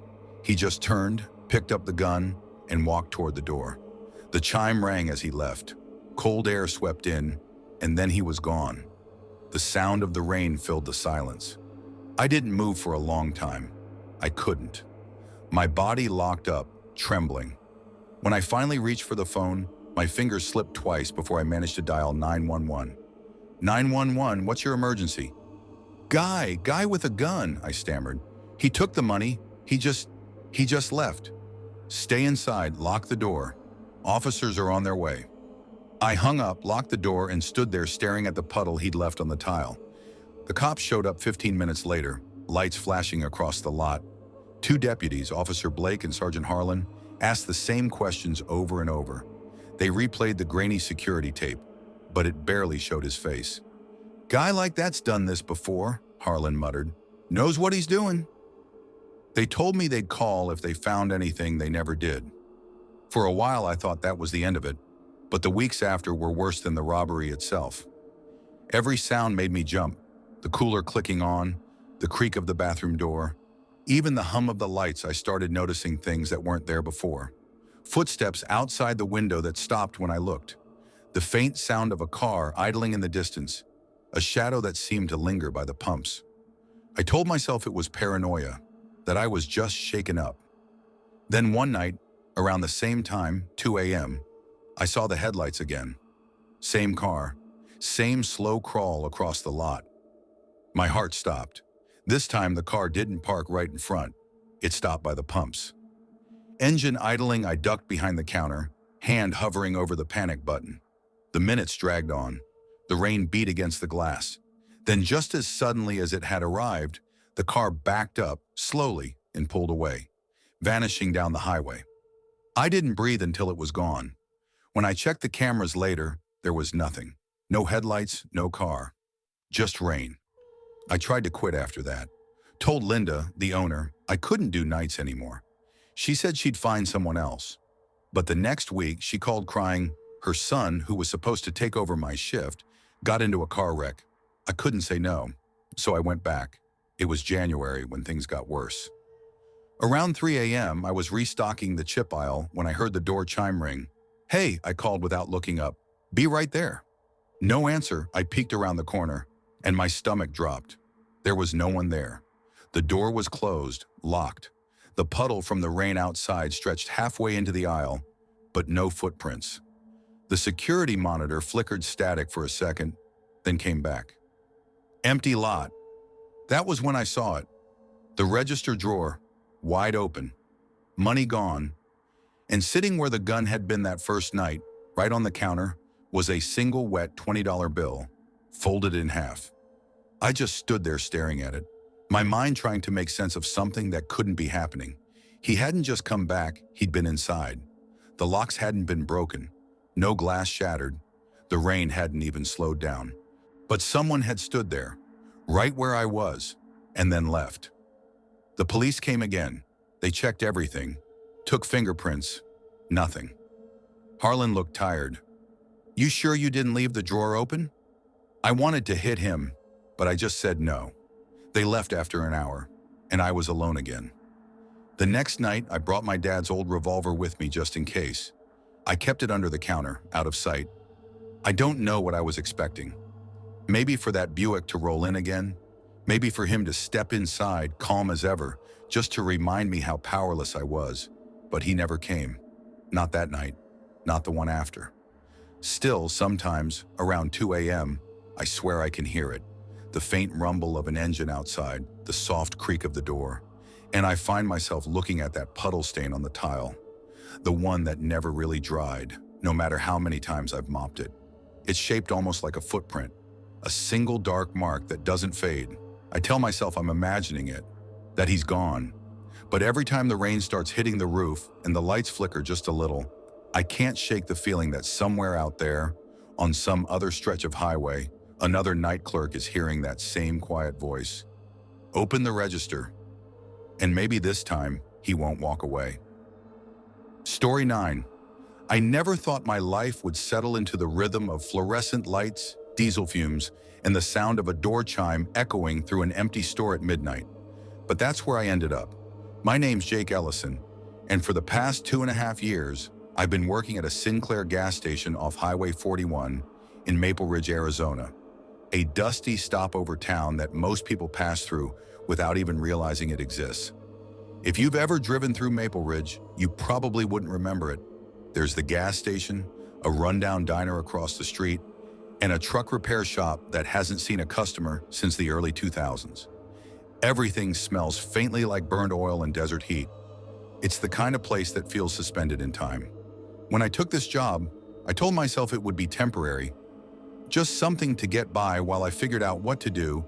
After dropping out of college, I'd been studying automotive technology at Mesa Community, but tuition got too expensive, and my mom's health started declining. My dad wasn't around. He left when I was 12, and we hadn't spoken in years. So I moved back home, got the night shift job, and tried not to think too hard about how easily temporary turns into permanent. The nights were quiet, and I didn't mind them. The hum of the coolers, the faint crackle of the police scanner, the way the neon lights buzzed when the desert wind kicked up. It all became a kind of background music. My coworkers were fine, though I didn't see them much. Lena, my assistant manager, usually worked mornings. She was in her mid-30s, sharp-tongued but kind, always mothering everyone even when she pretended not to. She'd joke, "Jake, you're too damn smart to be stuck counting scratch-offs and cleaning coffee pots. Get out while you can." I'd laugh, tell her I was just saving up. But truth was, I didn't have a plan. Some nights it hit me that I was 26 and hadn't done anything that felt like moving forward in years. That Friday night in June of 2022 started like any other. Hot, dry air clinging to everything. The kind of heat that doesn't fade even after sunset. I clocked in at 4, grabbed an energy drink from the cooler, and started my usual routine, stocking shelves, wiping down the pumps, counting cigarette packs. Around 8, a few truckers came in for coffee and snacks.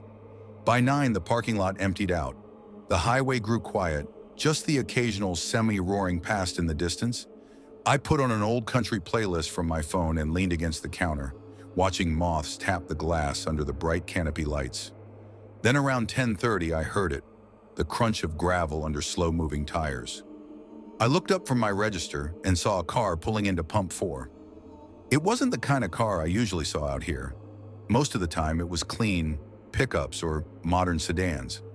This one looked ancient, a beat-up 90s tan Oldsmobile, rust eating away at the doors. The engine coughed twice before shutting off, headlights flickering like dying candles. At first I thought it was just another traveler running on fumes, but then I noticed the driver wasn't moving. He just sat there, hands clamped to the wheel, staring dead ahead. He looked wrong. I could see him clearly under the canopy lights. Thin face, maybe mid-40s, with long, greasy hair that stuck to his temples. His clothes were rumpled, a denim jacket over a faded plaid shirt. His eyes, God, his eyes were wide, bloodshot, like he hadn't slept in days. I tried to brush it off. I'd seen plenty of weird folks come through, long-haul drivers, drifters, people living out of their cars. Still, something about him made the hairs on my arms stand up. I waited a minute watching. He didn't get out, didn't even glance toward the pump. Finally, I decided to step outside. The night air was cooler than inside, with a faint scent of dust and gasoline. "Hey there," I called, keeping my tone casual. "Pump's ready if you need it." He didn't react. Then slowly he turned his head toward me.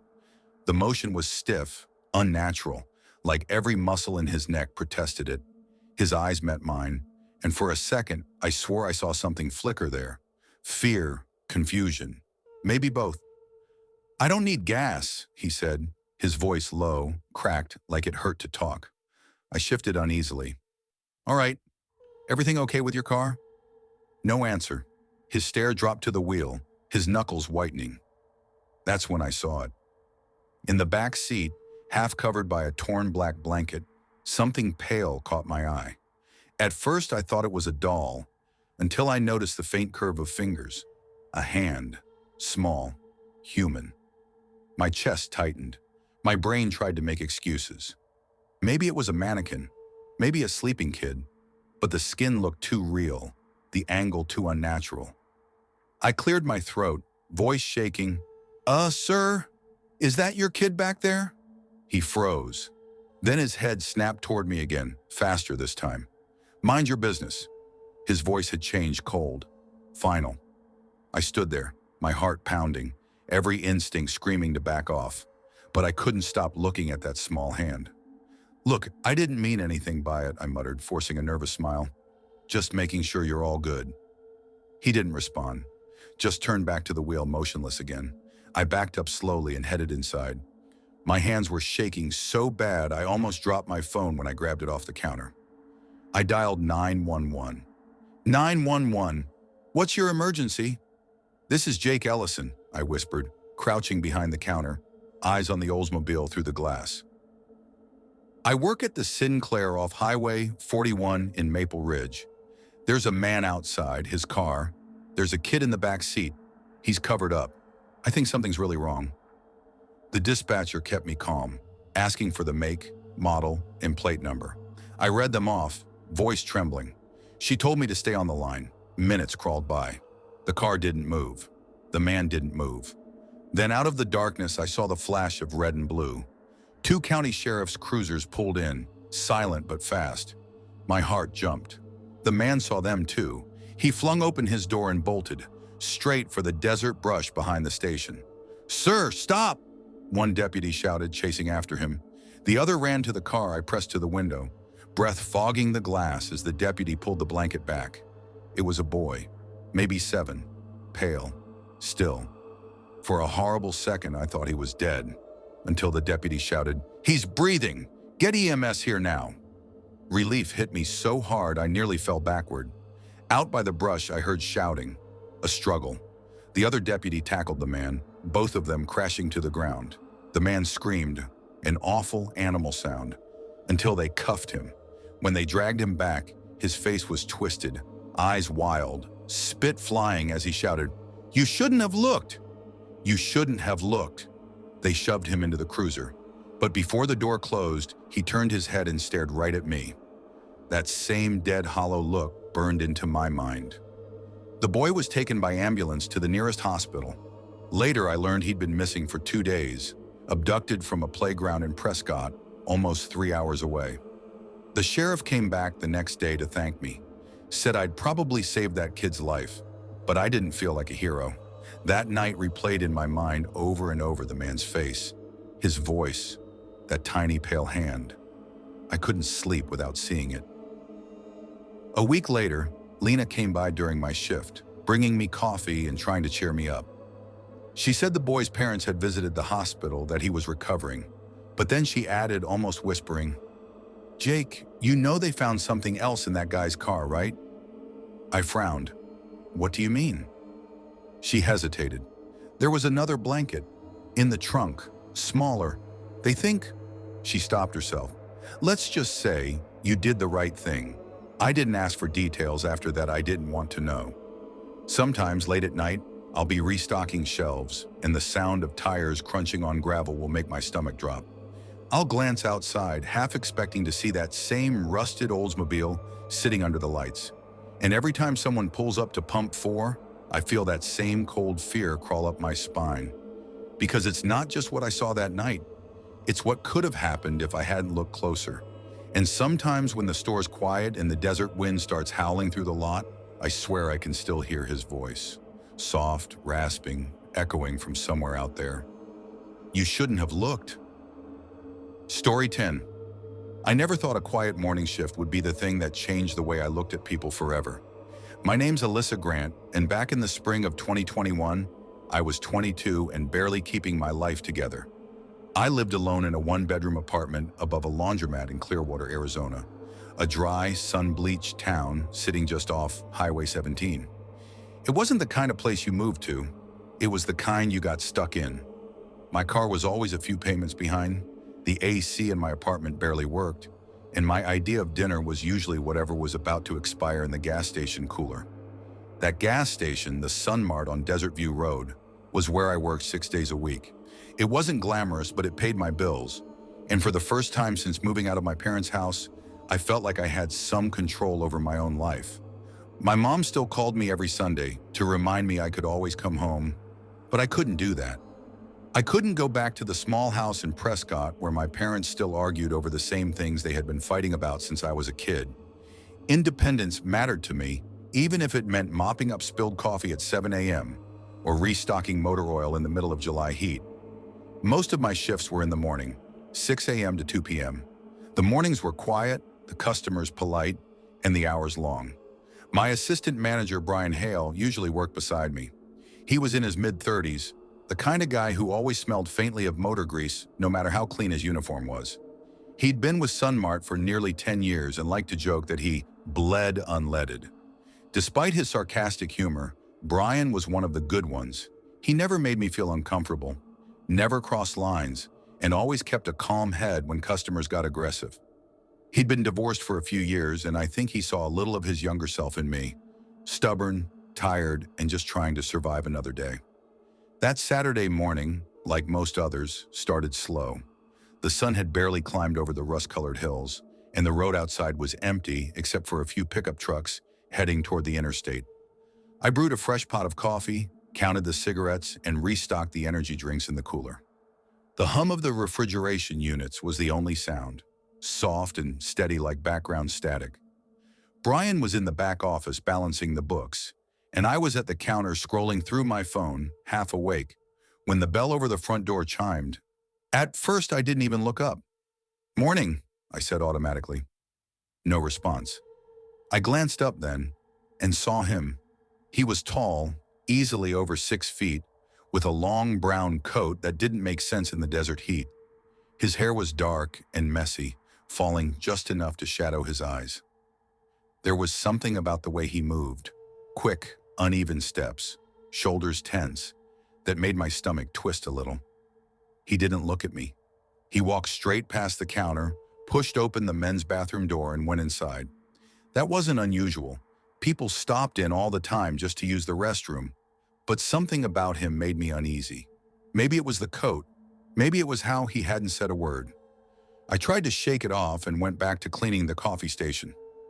A few minutes later, the bathroom door opened again. The man stepped out, looking flushed and nervous. His hands fidgeted like he was about to confess something. "Excuse me, miss," he said quickly.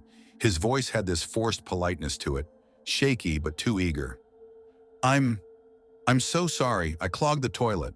Oh, I said, trying to sound casual. Don't worry about it, I'll take care of it. He shook his head, stepping closer to the counter. No, I can fix it. I just need a plunger or something, I don't want to leave a mess. I hesitated. Most people just apologized once and left. He wasn't just apologizing, he was insisting. His eyes darted between me and the hallway, like he was waiting for me to agree. It's fine, I said, forcing a smile. It happens all the time. I'll handle it. He didn't move. Please, he said again, quieter now. I feel bad. Just tell me where the plunger is. I'll clean it. I laughed awkwardly, trying to diffuse the weird tension. Seriously, it's okay. You don't have to. I want to, he interrupted, a little too sharply. The way his eyes locked onto mine made something deep in my gut tighten. There was no anger in his expression, but something else, something calculating. The supply closets between the bathrooms, I said finally, trying to end the conversation. I walked toward the back hallway, my sneakers squeaking faintly against the tile. I hoped he'd stay where he was, but I heard his footsteps following close behind. I slowed down, my pulse thudding in my throat. When I reached the door, I turned slightly, expecting him to stop. He didn't. He stepped right up beside me, close enough that I could smell the faint mix of cologne and sweat under his coat. Before I could grab the closet handle, he pulled open the men's restroom door. Come on, he said with a smile that didn't reach his eyes. We'll fix it together. My body went cold. No, I said quickly, stepping back. I've got it. Don't be like that, he said softly, tilting his head. I'm just trying to help. My hand trembled as I pointed toward the office. I'll get my manager. He can take care of it. The smile faded. His jaw tightened, eyes narrowing for just a second, long enough for me to feel the shift in the air. I hurried toward the office, knocking hard on the door. Brian opened it halfway, pen still in his hand. What's wrong? I whispered. Can you come up front, please? Something in my face must have told him everything he needed to know, because he didn't ask another question. He followed me immediately. The man was still standing there when we came back, his expression reset into something almost harmless again. Brian kept his voice calm. Sir, is there a problem? The man laughed nervously. No problem. Just, I clogged your toilet. I told her I'd clean it, but she wouldn't let me. I just didn't want to leave a mess. Brian nodded slowly. We appreciate that, but we'll handle it. Thanks for letting us know. For a second, the man didn't move. Then after a strange pause, he smiled again, this time directly at me. Sorry, he murmured. Didn't mean to scare you. He left after buying a single pack of gum. I watched him walk to a beat-up blue sedan, the kind that looked like it hadn't been washed in years. Even from behind the glass, I could feel the intensity of his eyes when he glanced back one last time. When he finally drove off, I exhaled. Brian turned to me. You okay? Yeah, I said quietly, though my hands were still shaking. He studied me for a moment, then said, You did the right thing calling me. I nodded, but something in me still buzzed like static. After a few minutes, I went into the men's bathroom. The stall was spotless, except for a wad of brown paper towels stuffed deliberately into the toilet. No mess, no accident, just intent. He wanted me in there. I backed out slowly and told Brian what I saw. His face darkened, his jaw flexing in that quiet way men get when they're trying to hide anger. That wasn't about the toilet, he said finally. That guy was trying to pull something. I nodded, unable to shake the image of the man's grin. For the rest of the day, I jumped at every noise, the chime of the door, the sound of footsteps outside.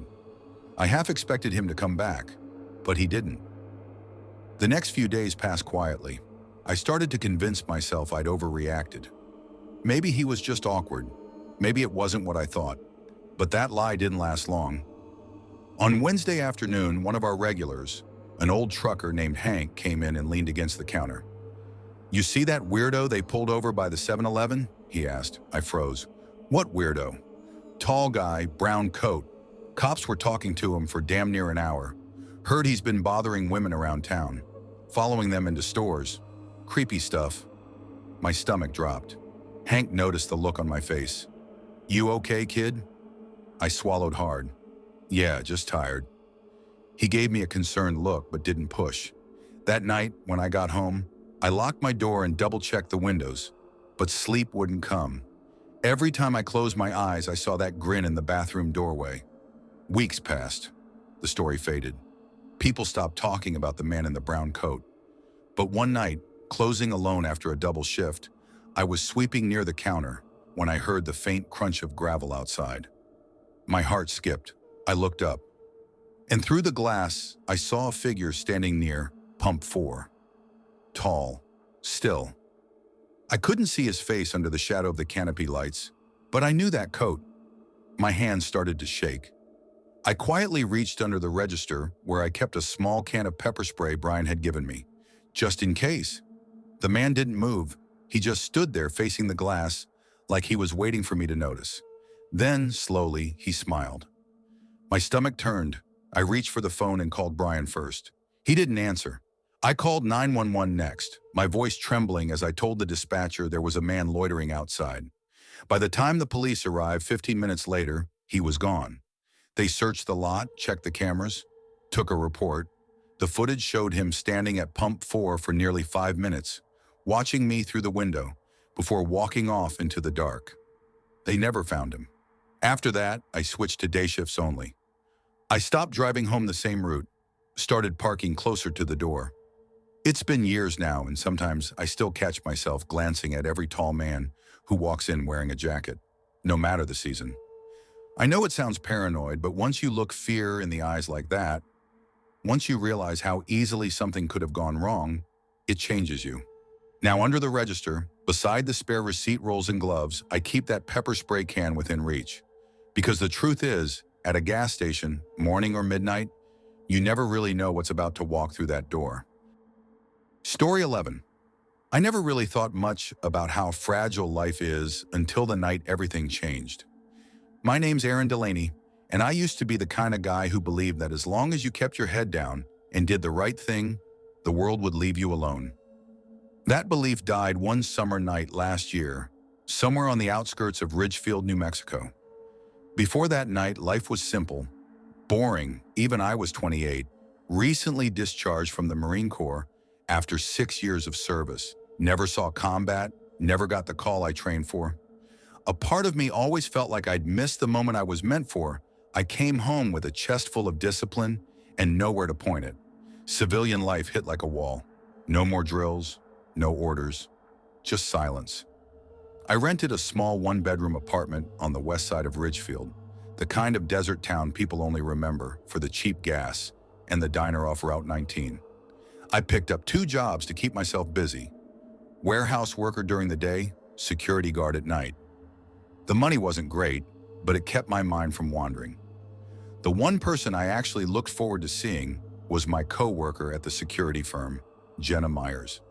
She was 24, tough, quick-witted, the kind of person who could turn a dead shift into something bearable just by cracking a joke. That night, mid-July, the air outside was warm but dry, and you could smell the sagebrush rolling through the desert. I had just clocked out after a long shift guarding a construction site Jenna's old Corolla had finally given up earlier that week, so I offered to drive her home. We swung by a 24-hour diner, Hank's, for burgers and bad coffee. We sat there for a while, talking about nothing. I remember her laughing about how I always stirred my coffee counterclockwise. I told her it was a habit from the Corps.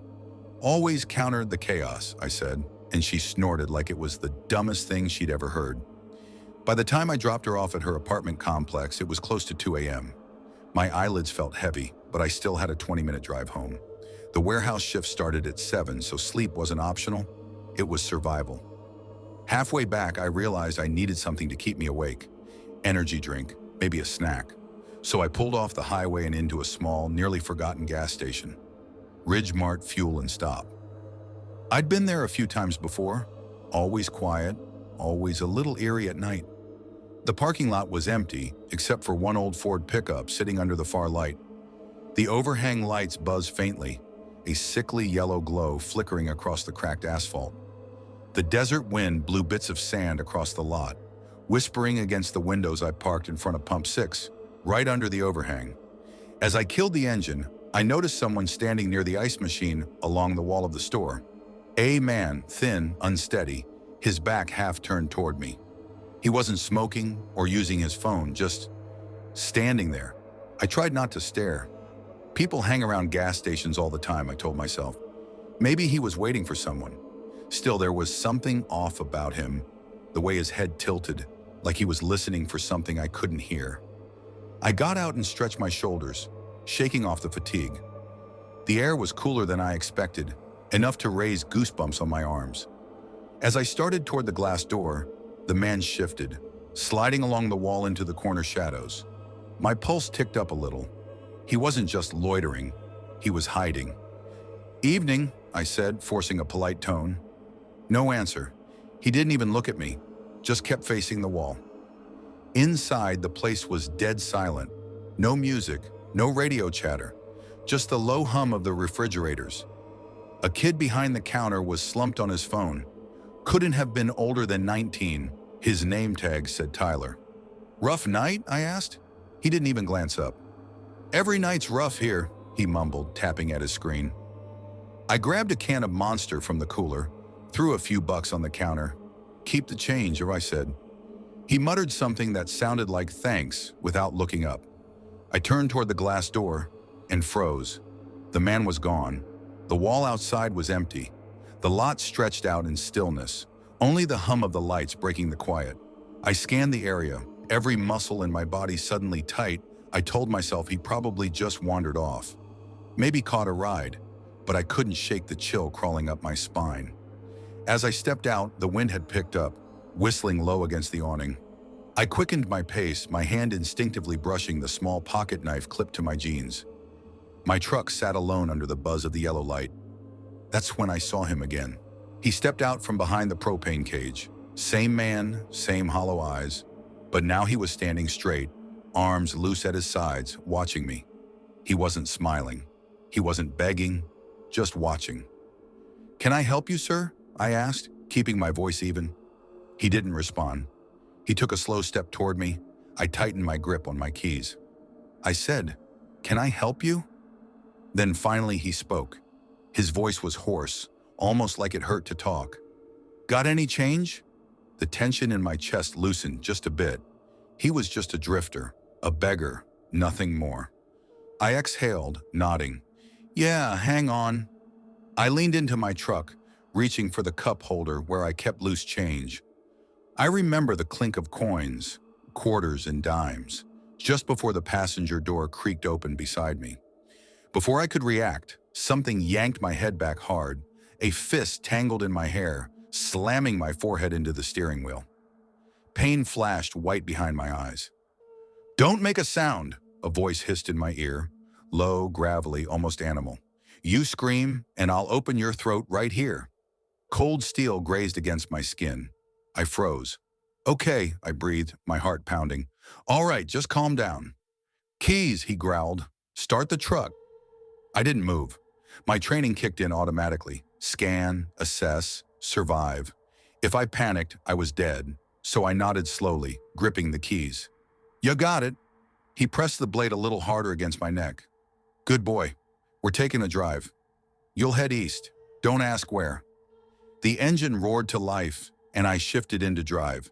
My hands were shaking on the wheel, but I forced my breathing steady. The headlights cut through the desert darkness as the road stretched endlessly ahead. For the first 10 minutes, neither of us spoke. The only sound was the engine's hum and the dry rasp of his breathing. Every few seconds, I felt the blade shift slightly against my neck, reminding me it was still there. I tried to think. What's his angle? Robbery? Kidnapping? Something worse? I glanced at the side mirror. His reflection showed just enough light to catch the edges of his face. Gaunt, unshaven. His eyes were glassy, unfocused, like he was half lost somewhere else entirely.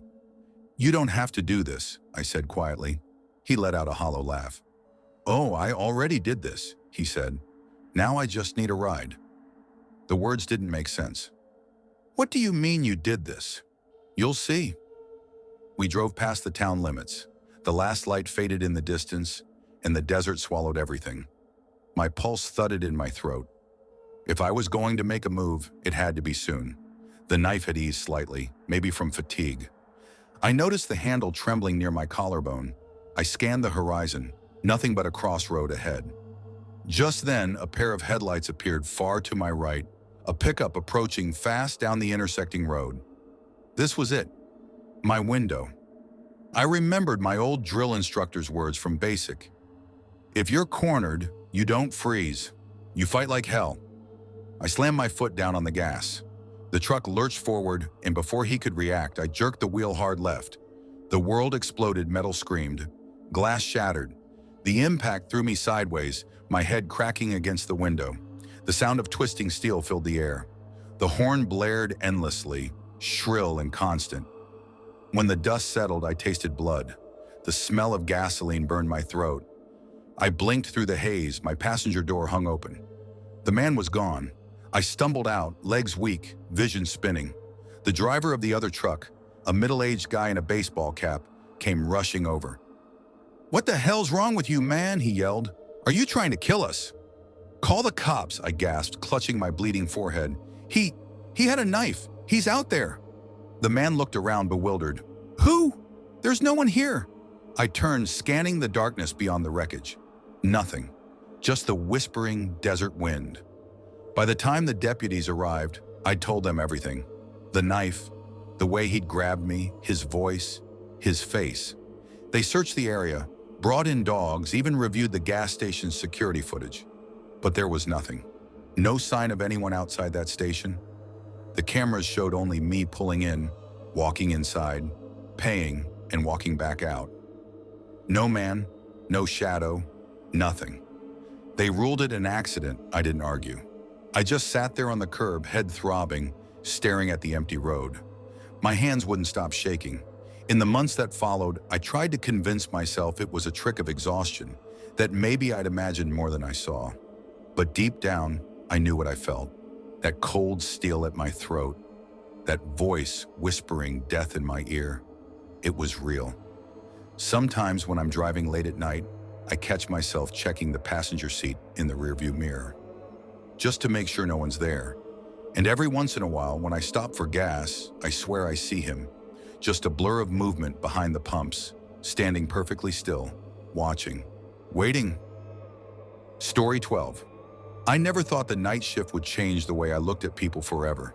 Back then, I was just trying to keep my head above water.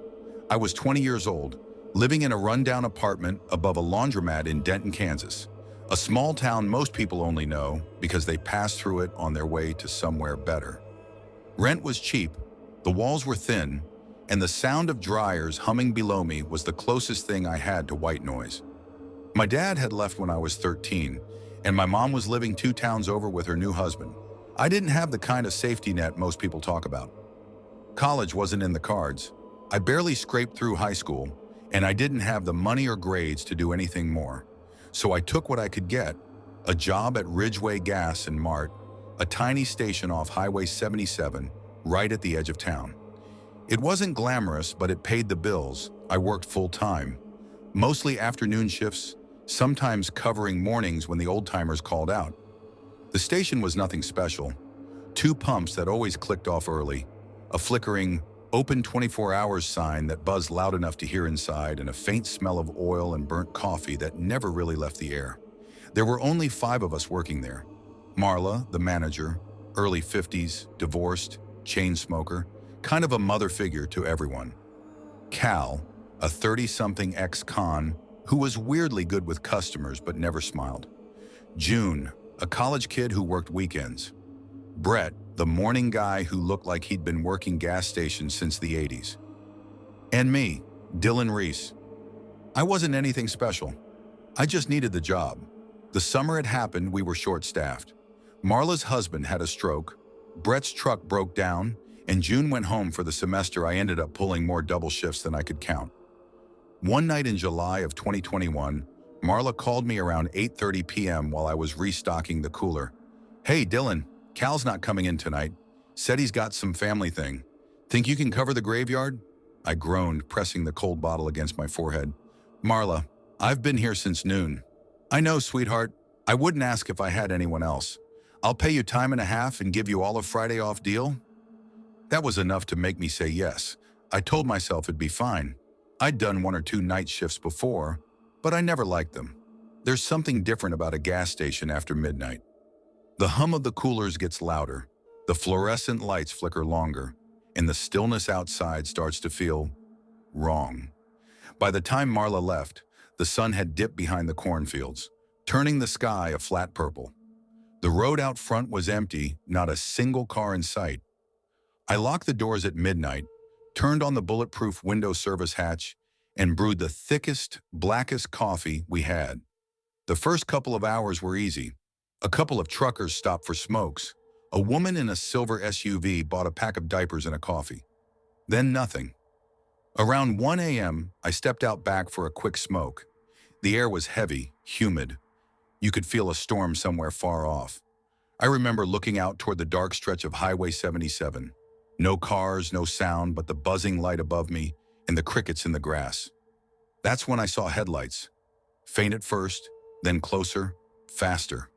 A pickup truck came roaring down the road, its high beams cutting across the lot. It swerved hard into the station, tires screeching against the pavement. The truck came to a stop at Pump 9, a spot right under the broken light that always flickered between orange and white. My stomach tightened. The door opened and a man stepped out. He was maybe mid-30s, tall but skinny, wearing a sweat-soaked flannel and jeans that were stained dark down the front. His movements were off, slow, but deliberate. He kept his head low as he walked toward the locked glass doors. He didn't even look at the window where I worked, just pressed his forehead against the glass, staring into the darkened store. I cleared my throat and tapped the mic. "Hey man, we're closed inside. I can help you from over here." No reaction. He just kept pressing his face against the door. Then, after a long few seconds, he turned, slow, and walked to the side window. I could see his eyes then, pale blue, almost gray. "You're not Cal," he said, his voice rasping like he hadn't spoken in days. I frowned. "No, Cal's off tonight. You know him?" The man smiled, showing a row of crooked yellow teeth. "Yeah, he used to get me what I needed. Said if I ever came by and he wasn't here, I could talk to whoever was running the night. Said they'd take care of me." My chest went tight. I forced a nervous laugh. Yeah, I think you've got the wrong idea, man. We don't sell anything but gas and snacks." The grin didn't fade. He just stared at me through the glass. "He told me he left something for me, in the back freezer." My mouth went dry. "Back freezer?" "You'll see it," he whispered, leaning closer. "It's in a brown bag." I stepped back from the counter, glancing toward the cooler doors behind me. Every hair on my neck stood up. "I think you should leave," I said carefully. "I'm calling the cops." He didn't move. Then slowly he pulled something out of his pocket. A silver lighter. He flicked it open and closed, the tiny metallic click echoing through the glass. "Cal said if I didn't get it tonight, I'd make him pay. Guess you'll do." That was all I needed to hear. I hit the panic button under the counter. It silently pinged the sheriff's office. The man turned away and walked back toward the pump. I watched him from the window, my hands shaking. He picked up the nozzle, shoved it into his truck's tank, and started pumping. For about a minute, he stood there, back turned to me. Then I noticed something wrong.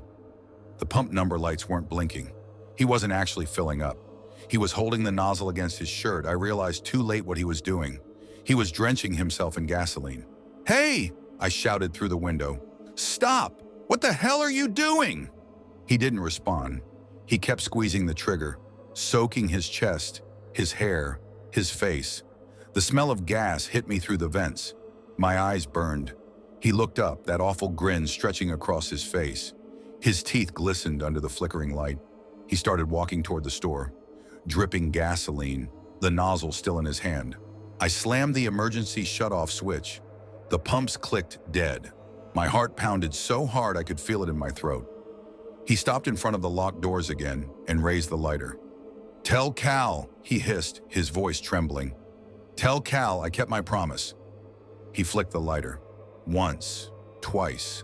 The flame caught, and in that instant, he went up like a match. The fire burst so fast I barely had time to react. He screamed. No, he laughed. This high, broken laugh that didn't sound human. His skin blistered, his arms thrashing. He staggered backward, crashing into the pump, spreading fire across the concrete. I ducked behind the counter as the flames roared outside. I could hear him screaming, laughing, as the fire alarms blared and smoke poured in through the vents. Within minutes, sirens filled the air. 2 sheriff cruisers and a fire truck tore into the lot. The firefighters tackled him with extinguishers and blankets, spraying foam across the pavement. The screaming stopped. When I finally looked up, all I saw was smoke and foam and the faint, awful smell of burned flesh. The deputies came in, checked on me, and took my statement. My hands wouldn't stop shaking as I told them everything. One of them, Deputy Harris, put a hand on my shoulder and said quietly, "Son, you're lucky that glass held." They left around dawn. The fire crew stayed longer, scrubbing gasoline off the asphalt. When I stepped outside, the air smelled thick and metallic, like melted rubber and charred meat. Pump 9 was blackened, the concrete beneath it still wet with foam. I don't remember the drive home. I just remember getting into the shower and standing under the hot water until it ran cold. But no matter how long I stood there, I couldn't get the smell off me. That night, I dreamed of him standing outside again. Not burned, not screaming, just smiling through the glass. 2 days later, Marla called. "Dylan," she said softly, "that guy, the one from the other night, he didn't make it." I didn't say anything. My throat closed up. The sheriff says he was looking for Cal, said they found meth, lighters, all kinds of crap in his truck. Cal's missing, by the way, packed up and left town. I didn't know what to say. I just nodded, even though she couldn't see it. I quit 2 weeks later. I told Marla I couldn't do it anymore. Sometimes when I drive past Ridgeway Gas and Mart late at night, I still look toward Pump 9. The scorch marks are gone now.